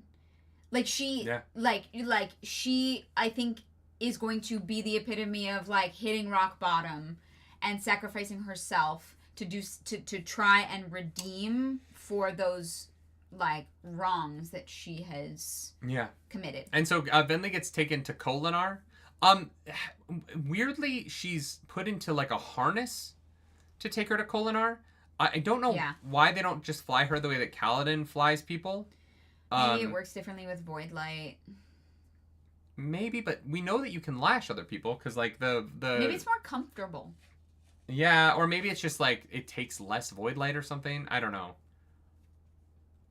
Yeah. But yeah, so they have like a harness to fly Venli around in. Maybe it's just to demean her, like it's like a baby car seat. Yeah, but they've basically been taking her around to like villages to practice her preaching, so that when they get to Kolinar, she's like, Actually. What?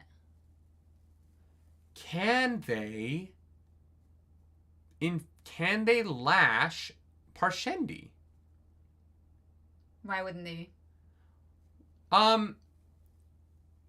Well, we've only ever seen them lash humans. But Kaladin can lash Parshendi. Can he? Yep. Pretty sure he did that on the Shattered Plains. Maybe.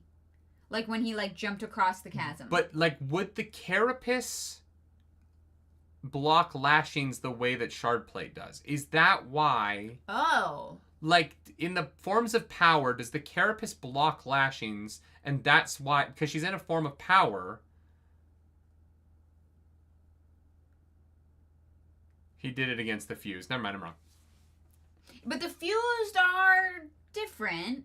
I like the idea that it's like similar to Shardplate. I think that that's really interesting. Yeah, I don't know. Yeah. We get chapter interlude 8. Oh no, he had sticking stuff. No, he stuck a fuse to a wall. I don't think we've seen him lash a fused. Well, why would lashings work differently? It uses the same same power. No, so sticking is the sticky spren come out and hold things in place. The lashings aren't sticky spren. Wouldn't it be fucking gravity spren doing the opposite of what they're doing? Like, if it's using spren, like it's still using power. I don't see how you're right, stickings and lashings would actually be fundamentally different. I thought the harness was weird. I just think it's easier to wear a harness and they just grab it. Don't have to keep reinfusing. No, but even with the harness, you would still have to keep reinfusing, because the way flight works in this world is that you change the direction of gravity for that thing, right? And so if you were to fly with the weight of a person dragging down, then you would have to create a constant up force on yourself. It wouldn't work that you could just... I feel like the autofocus on this thing is way too sensitive. We need to figure out the camera, because it keeps focusing on my hands. If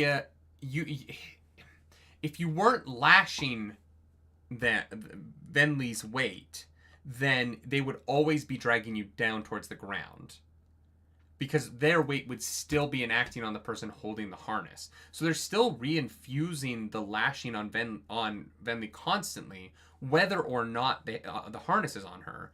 So then what is the purpose of the harness? I don't know. Kim Carlbuck says, yeah, but she can be at regular gravity and the two of them can fly in a 45-degree angle. But that wouldn't actually solve how much stormlight you would be using to create the same Why are we lift. solving how much stormlight it needs? We're not. I'm just saying that no matter what, the amount of stormlight used to fly these people is going to be the same, right? Okay. Whether you...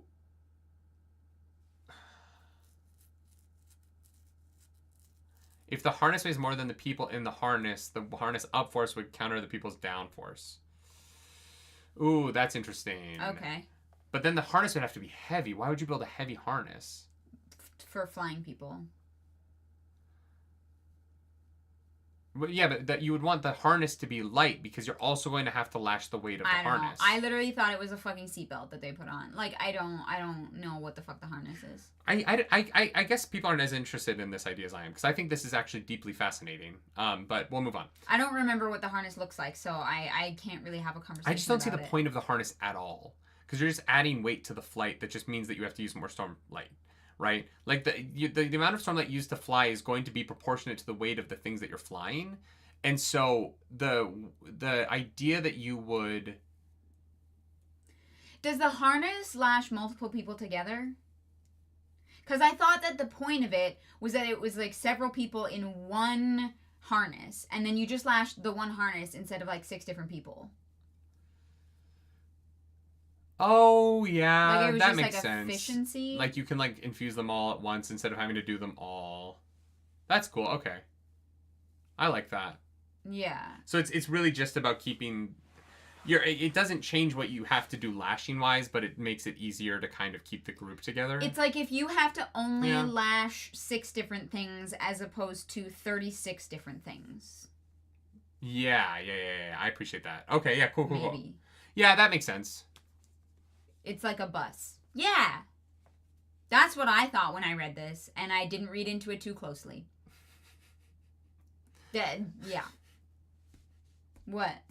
I read into it too closely, okay? No, so... I didn't, like, spend a lot of time to actually look at what the harnesses looked like, and so I was just like, oh, it's just for, like, efficiency. Like, I don't know. I'm making the assumption that there's, like, 12 of them strapped together, because I think that there is for some reason, but I don't know if I filled in that blank to make sense of this, or if there actually are a bunch of them strapped together.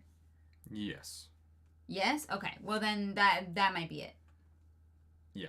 All right, let's move on. Mem is a really, really, really good launderer, and I need her number. I need to know where she works. Yeah. I do not have a good dry cleaner at the moment, and I would appreciate one. But she works for Murray's, so maybe I don't actually want to get involved in that, because... Yeah.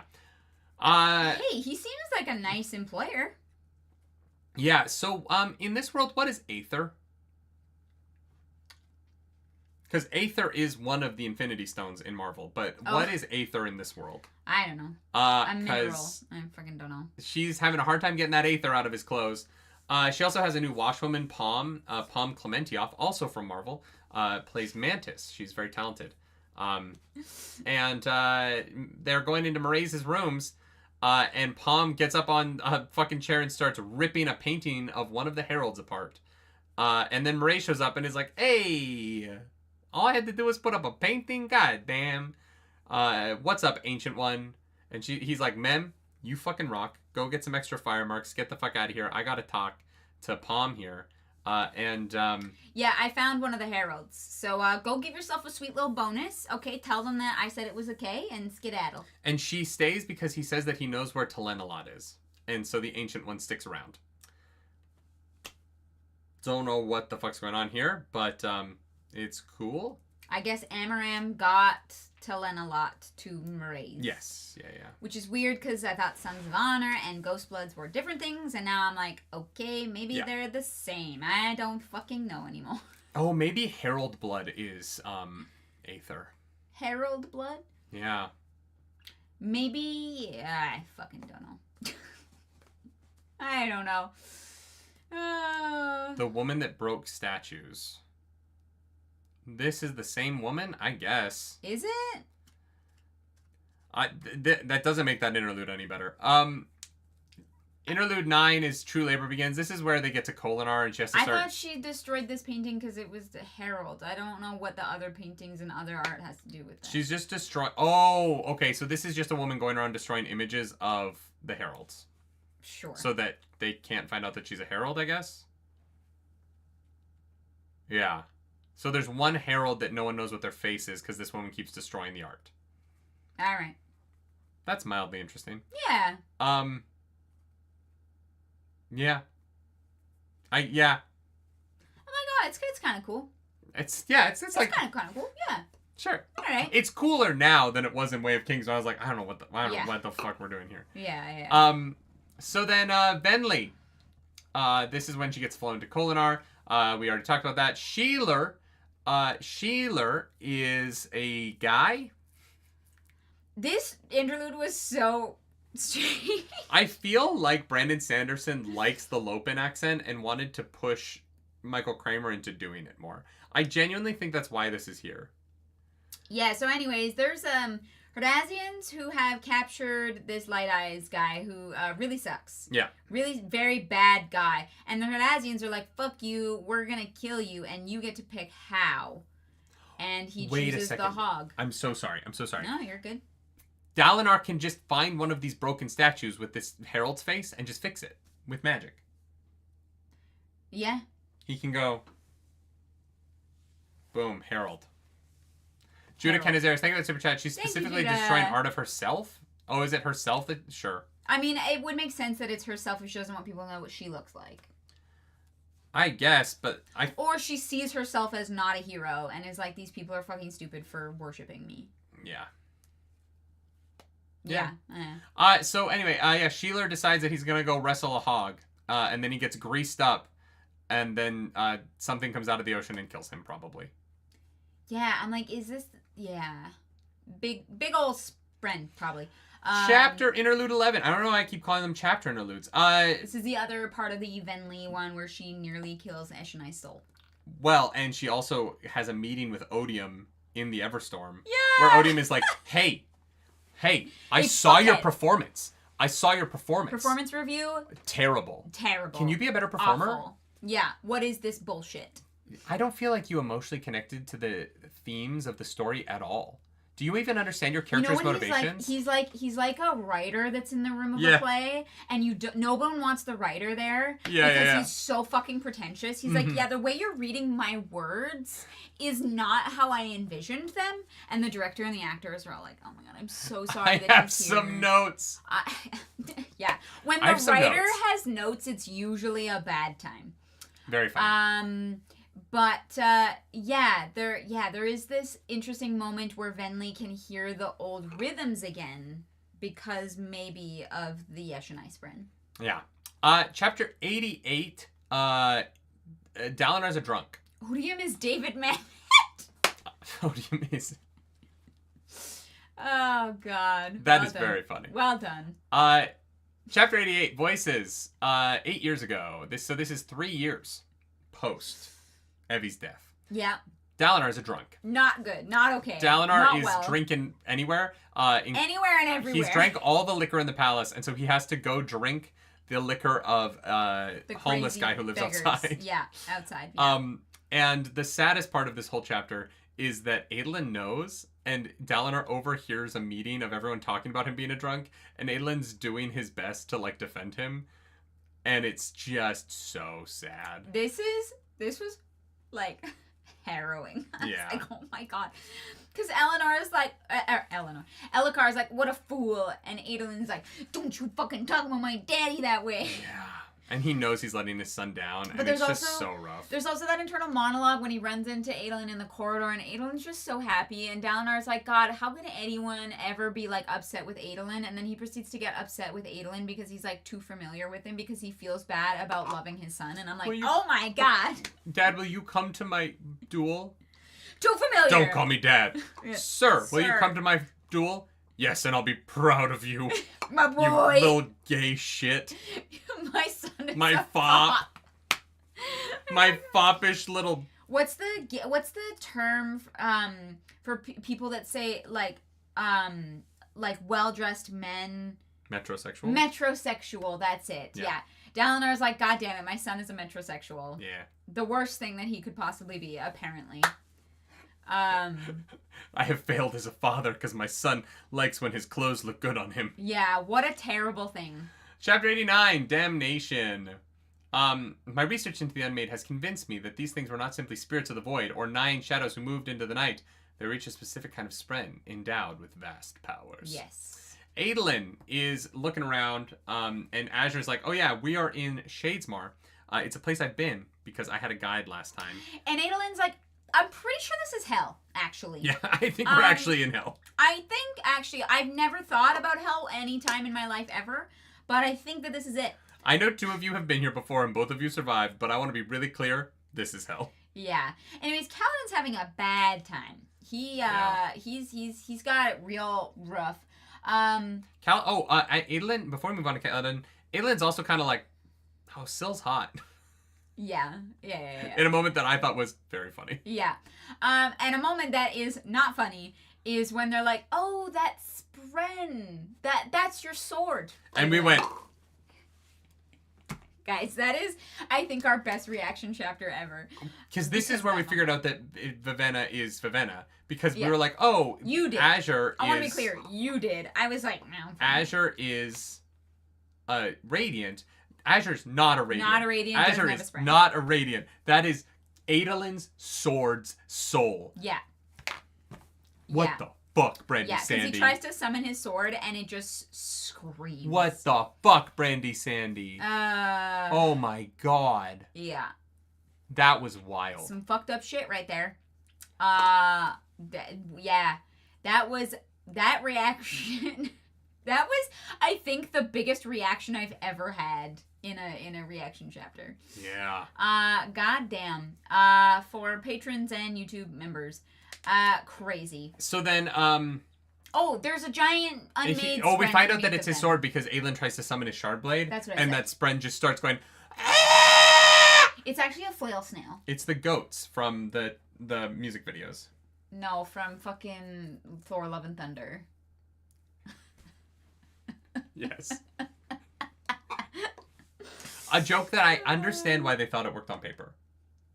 Yeah. You know what I mean? I was like, oh, I get why this is funny on paper. You know what? I laughed The first once, time. Yeah. and then I was over it. It would have been a really good joke if it had happened once. Yeah. Yeah.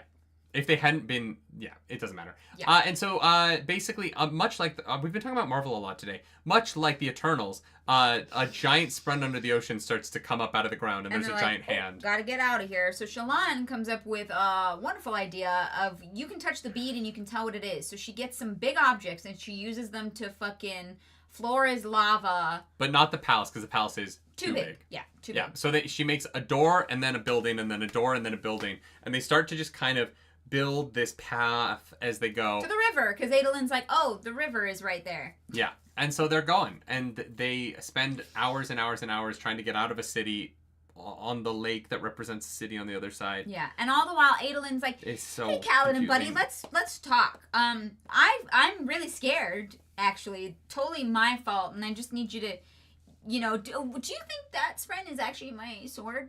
I'm really dumb, and I just need you to I just need to say get him something. talking. Yeah. Yeah. And I love that, like, Syl notices what Adolin is trying to do. And Syl's like, thanks, bro. Well, because she's like, Adolin sucks because he uses a shard blade, and now he's like, well, maybe actually my worldview is too narrow, and I need to grow as a character and a personification of honor. Do you think Adolin is able to revive his friend before they leave Shadesmar here? No. I think if Spren can be revived, that's like fucking book 8 shit. Oh, I think Adolin does it here. I think Adolin gets this Spren alive by the end of the book. I think they will get out of Shadesmar with the Spren alive. He's just gonna dress it up to life. No, I think it is going to be that he has invested so much into the relationship with that sword. That, you know what? If anyone could do it, it would be Adolin. Because of how he treats the sword, right? I think that, like, because even what was the thing where, like, someone said, like, your sword is quieter because it remembers you, because, or whatever. Oh, I thought that was Oathbringer. Oh, no, wait, that was Oathbringer. No, you're right. I'm wrong. But same could be true for Adolin's sword. No one's ever had the chance to test that theory. Because you're right, Adolin actually has a personal connection with his sword, and he treats it like it is alive and sentient. And maybe that is the step to and I think him being here is what makes it possible. Yeah, I like think you couldn't do it in the you wouldn't be able to do it in the physical realm. Physical realm. I don't think you can do it when it's a sword. Oh, it has to be the Spren. Yeah. Yeah. And so, they finally reach the shore, the river, and they pass the fuck out, except for Kaladin, who definitely did not get any sleep. Chapter 90, Reborn. That was a reaction chapter if you want to go watch it. I've done my best to separate fact from fiction, but the two blend together, mixing paint when the Voidbringers are involved. Each of the Unmade has a dozen names, and the powers ascribed to them range from the fanciful to the terrifying. More terrifying. Definitely terrifying. Yeah, definitely terrifying. Especially to dyslexics. Szeth. Nameless. Truthless. Not Sun Villano anymore. Just Szeth. He's just, like, trying to become a Skybreaker. They thought that he was going to be able to jump to Oath 3 because he previously had the Honor Blade. It seems that's not possible. And so he's just kind of, like, on the path. Wait a minute. This is in a building at the Pure Lake. Is the building invisible to everybody else? That's why Dalinar saw it in the vision and no one else knows that it's there, but Szeth is at that same building? Oh. Probably. Like, it's like Skybreaker headquarters or whatever. I don't know how it could be invisible, but sure. I don't know. There are many powers and magics in this world. Yeah. Invisibility doesn't actually seem that far off the charts, okay? I don't think so. But maybe. I'm just saying. The best part of this chapter is Nightblood. Nightblood's very funny, and he's like, use me more. We really need to talk to Niall about how you don't use me more. Fasher used me all the time. I want to be used. It's basically Nightblood. Use me. Nightblood has a free use kink. Yeah. For sure. Nightblood free use kink. Basically this is basically just a chance for us to learn about the Skybreakers. There are a bunch of them. It seems like there's a set number of Skybreakers. Yeah, someone's got to die. Because they replace them when somebody dies. Yeah. There's at least 50 of them. Skybreakers love math. And they're going to go take them off to do more tests to see if they can become the next Skybreakers. They say the first oath here, but they won't be able to breathe in Stormlight until they take the second ideal. Weirdly. And then they're not full Skybreakers until they say the third. So the Skybreakers get their powers slower than other Radiants for some reason. But also, is Zeth going to be able to become a Skybreaker because he has lost the ability to draw in Stormlight? Like, his soul didn't fuse back properly, right? So... Which is wild. The fact that, like, the Fabrial saved him, but not soon enough, and so his soul isn't quite connected properly, so the after image is literally his soul following him around. Like, trying to be attached. His soul is like a child at Disneyland that's connected by a leash. Like literally. Like the spren of Eshonai. That's glowing. Oh my god, does Zeth's soul end up in a fucking listener body? No, I'm just saying that's kind of what souls. No, I'm just saying it'd be cool if Zeth was like. Became a listener. Or not a listener, sorry. Parsh. Yeah. Because a listener is a specific people's. Who are dead now. Yeah, so we found that was actually kind of explained in the Venley stuff. There's so much in these books that stuff is dropped for so long. Like, what happened to the Parshendi that went down into the chasms at the end of book 2? They're probably dead, but, like, we don't know. I know.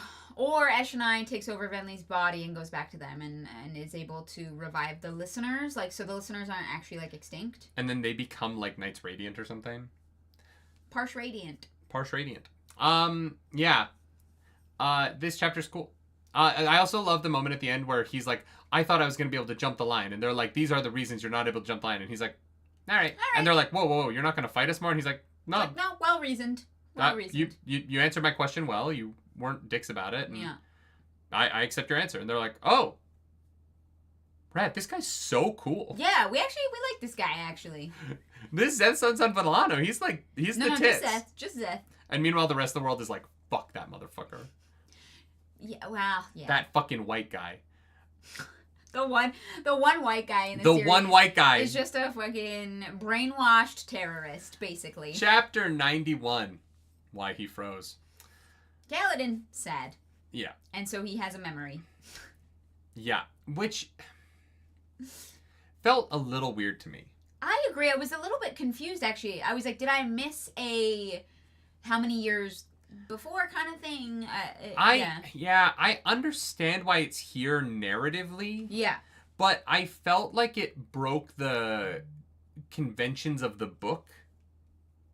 Mm-hmm. You know, and not one book, right? The conventions of 3 books. Yeah. Where flashbacks are handled a certain way. And yeah, it was odd to me. Yeah. I didn't love it. Mm-hmm. It just, this kind of came out of nowhere, and yeah, I don't know. It was just a little bit weird because it was such a break from what we usually get. Which is fine. If it took me a second of, I need to rewind, I had to check in with what was happening here. But yeah, he has a memory about freezing up during his training because he realizes that he can actually hurt people. Which is different from why he froze up now. Yeah, and he is afraid of it, and it was the way it played with the structure of the series that was just a slightly like, a little off-putting. That's all. I had to double check on it. Especially because it's Arzu, I understand what you're saying about Tian's death, but that was in his flashback book, and this isn't his flashback book. Yeah. And I have the same criticism of movies where, like, all of the flashbacks are from one point of view, and then they do a flashback from a different character's point of view only one time. And it just feels a little off. Like, oh, why? That's not really the structure of this. Yeah. And so this one just, it stood out for that reason. Nerdy likes structure. But I liked the scene enough. It was kind of fine. I thought it was really interesting of, like, the reason that, like, Kaladin was afraid, right? Yeah. Like, you know, there are a lot of reasons I think that a soldier can be afraid to actually, like, use their weapon. And this one, it made sense most for Kaladin. Yeah. And then he wakes up, or he doesn't wake up but this is the other thing. He wasn't dreaming. No, he was just remembering. So it's not even like he was asleep. This was just a narrative moment. Yeah. I think that I think that's why it's weird, is that we come back to the present, and Kaladin started with Kaladin sat down and couldn't sleep, and then went into this, like, memory. Yeah, maybe. It was just odd. Like, in such a way that I had to make sure that I hadn't missed something. Yeah. Yeah. Well, yeah, and I was like, is this like an audiobook thing? It was odd enough that I thought maybe I had, like, missed, that I had, like, skipped. Accidentally, like, touched the 30 seconds on my phone or something, and missed the setup for what was happening. Yeah, I agree 100%. But yeah, so basically Kaladin is just sitting there awake, because he's really fucked up. Yeah, he asks Syl if she can get through again to the physical realm and give Dalinar a message, and she's like, no. I don't think so. I only was able to go through because you called me. Well, no, I knew that you were going to call me. Syl can see the future. All right. Actually. Yeah. Yeah. And that's where we ended our reading this week. God damn. Yeah.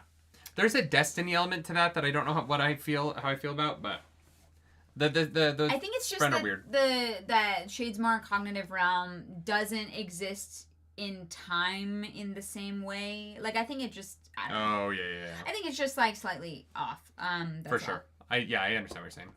And that's the reading this week. Sorry, this was another long one. We're at 3.5 hours again. It's hard to not talk about this book for a long time because so much happens. So many good things. And it's just so good. Really good. This book is so good. Like, it's just brilliant. And I mean that very seriously. I think this book is fucking brilliant. Yeah. How many chapters are we reacting to next week? Probably 4. All right. Well, there we go. There's a mod drop that in chat. Does anyone know what we're reacting to next week? I don't know, but I was going to say we should bring up this section because we're not finishing the book this week. We are doing... Oh, it's already 3 o'clock and we're meeting Freya in 3 hours. Yeah. We are doing... Pins. Where's the pins?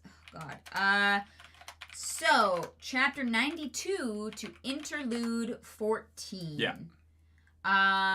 That'll be Monday, December 2nd. All right. Same time, same place. Hopefully we'll fix OBS before then. That's about it. Cool. Yeah. Do we have the chapters we're reacting to? That we are reacting to? We're reacting to 97, 106, 111, and 13. Thank you very much. And it's not all Code 76 this week. Only some Code 76. Hell yeah. Yeah, y'all, this was an incredible week of reading. I am so deeply enamored with Oathbringer. I love this book. Mm-hmm. I really, really do. Thank you for going on this journey with us. 108, not 106. Okay. Was that a you dyslexic moment or was that a mistype? I don't know. The list that we have says 106, so I'll make sure that it's 108. Okay, 108. Thank you. Thank you, Code 76. Yeah, I deeply, deeply, deeply love this book. I think it is pretty freaking incredible. Yeah. And yeah, I'm just so excited to finish it now. Yeah. 93 should be on that list. I don't think it is. We only have these 4.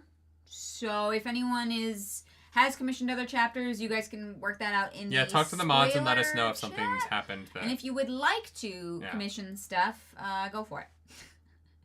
I don't know if we can add stuff this week, but... Yeah, this week is a little nuts. Carrion, welcome back to the Nerds Radiant. Appreciate that. It's not commissioned, just a short one. We'll look at it and see if we have time. It's really like it all. So the length of it also depends on where it falls. Like if we have to get a bunch of reading done and we're not together because Nerdy's at the show. Yeah. I'm also gone this weekend and next weekend. So it's tough. We don't.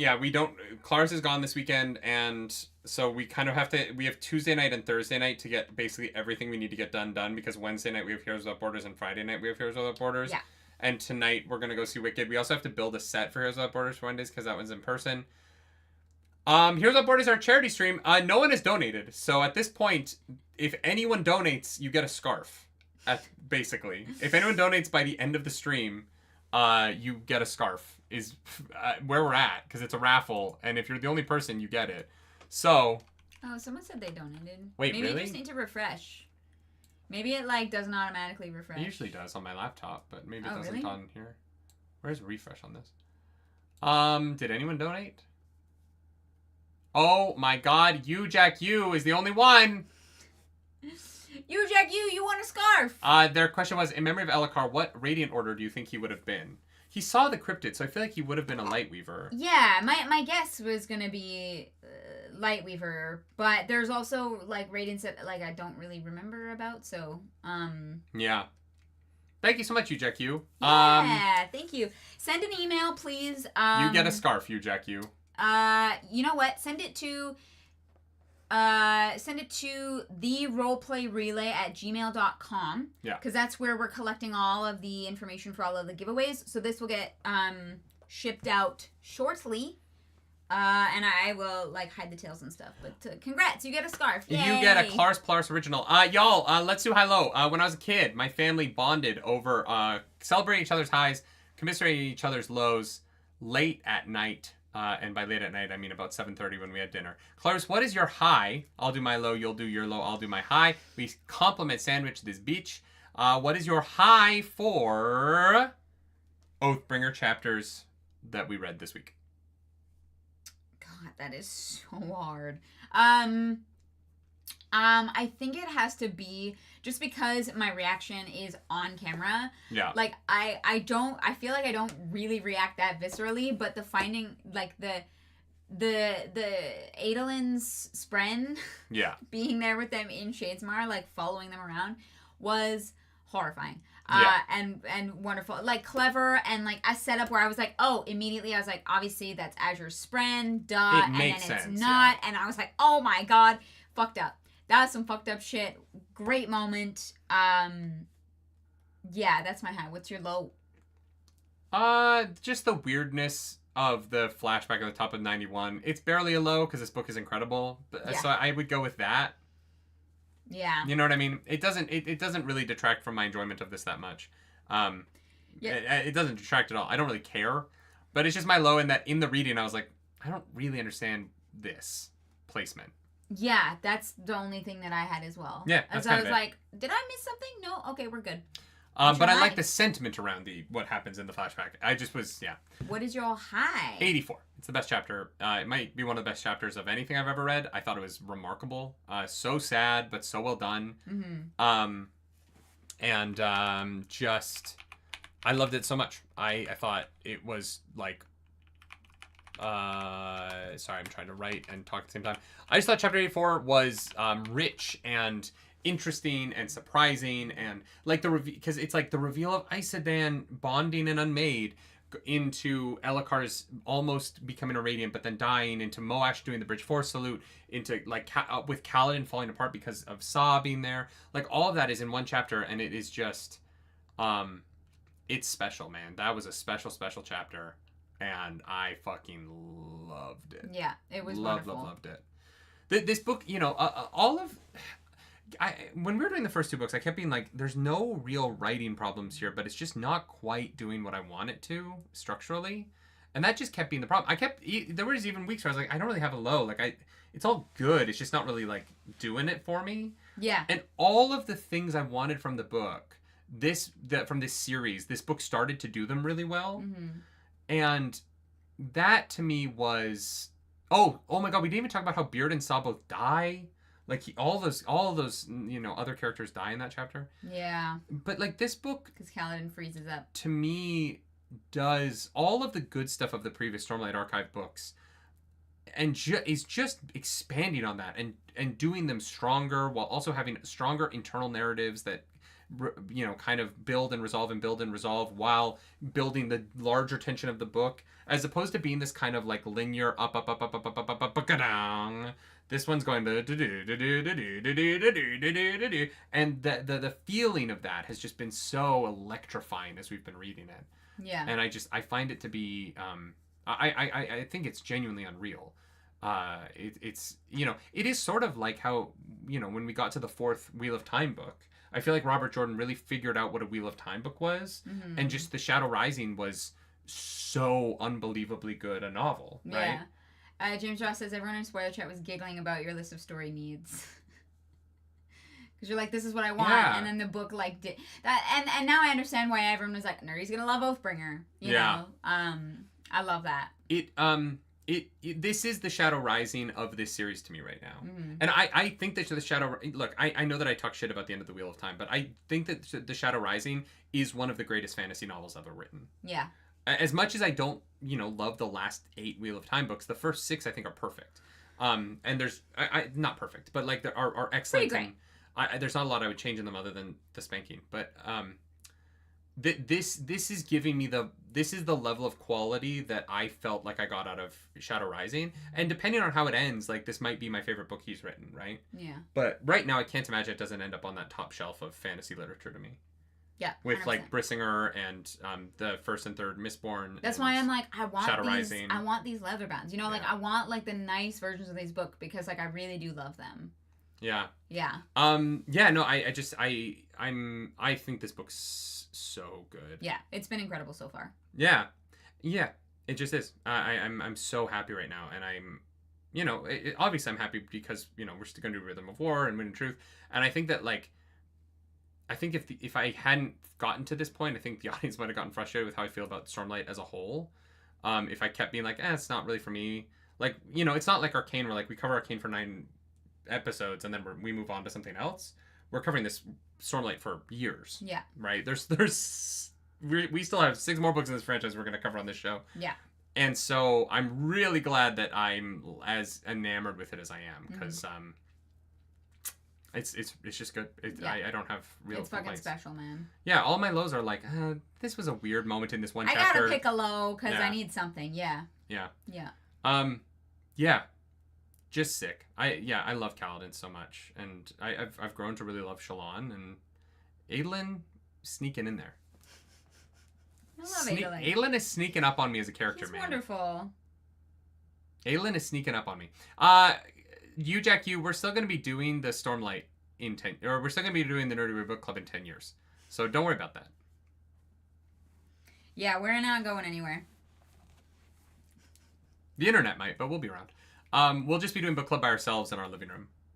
Come on over.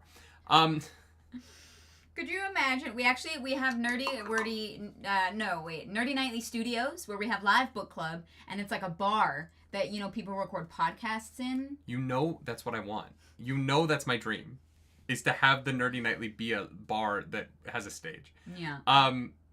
Stop revealing my future plans to the audience. All right, y'all, this was fun. Thank you so much for being here. If you like the video, subscribe to the channel. If you don't, hit the dislike button. Leave mean comments down below, because the algorithm goddess hungry. We must feed her. This episode, that algorithm goddess is Vivenna. I was going to go with the soul of Adolin Shardblade. Oh my god. If you want to follow us around the internet, you can. I'm at Nerdy Nightly. I'm at Clars Polaris. Please come watch Heroes Without Borders on Wednesday and Friday. Wednesday is going to be in person. Friday's going to be more digital. I'm so proud of this show already. We've raised $5,500. Thank you, Jackie, for donating during the show. It means a lot. Oh my god, I'm just imagining, Emily, us in a live bar, but we have our mods with water guns. Oh, yeah. And so if you try and spoil stuff, they just water gun you. Yeah, thank you so much, everyone. This was a fun one. I love this book. And as always, do something nerdy tonight. Smut. I mean, now that they're in the Shadesmark, Kaladin and Syl can fuck, right? They could. Yeah. Probably. Yeah. I mean, he needs to be cheered up. Adolin and Syl could also fuck. I mean, they could all fuck. Everyone on that platform. Yeah. Yeah. I mean, they're gonna be there for a while. None of them are related. Yeah, true. Yeah. No, they could. Here's the thing. They could all fuck because Yasna was stuck there for a long time. So they're gonna get bored eventually. Hear me out. Pattern and Syl fuck, make a baby, and then that baby mends the bonds between the honor spread and the cryptids. Oh my god. It's the child of prophecy. Oh god. No, that's awful. Do you think if Syl just sat on Pattern's face, the like shifting pattern would be like sitting on a dryer when it's turned on? Wait, I'm sorry, say that again. Like if Syl just sat down on Pattern's face, which is just this like moving mass of, it would be like sitting on like... Feels sharper than that. No, I think it'd be like sitting on a Sibian, you know what I mean? What's a Sibian? Google's free, everybody. We'll see you next time. No mating. Bye.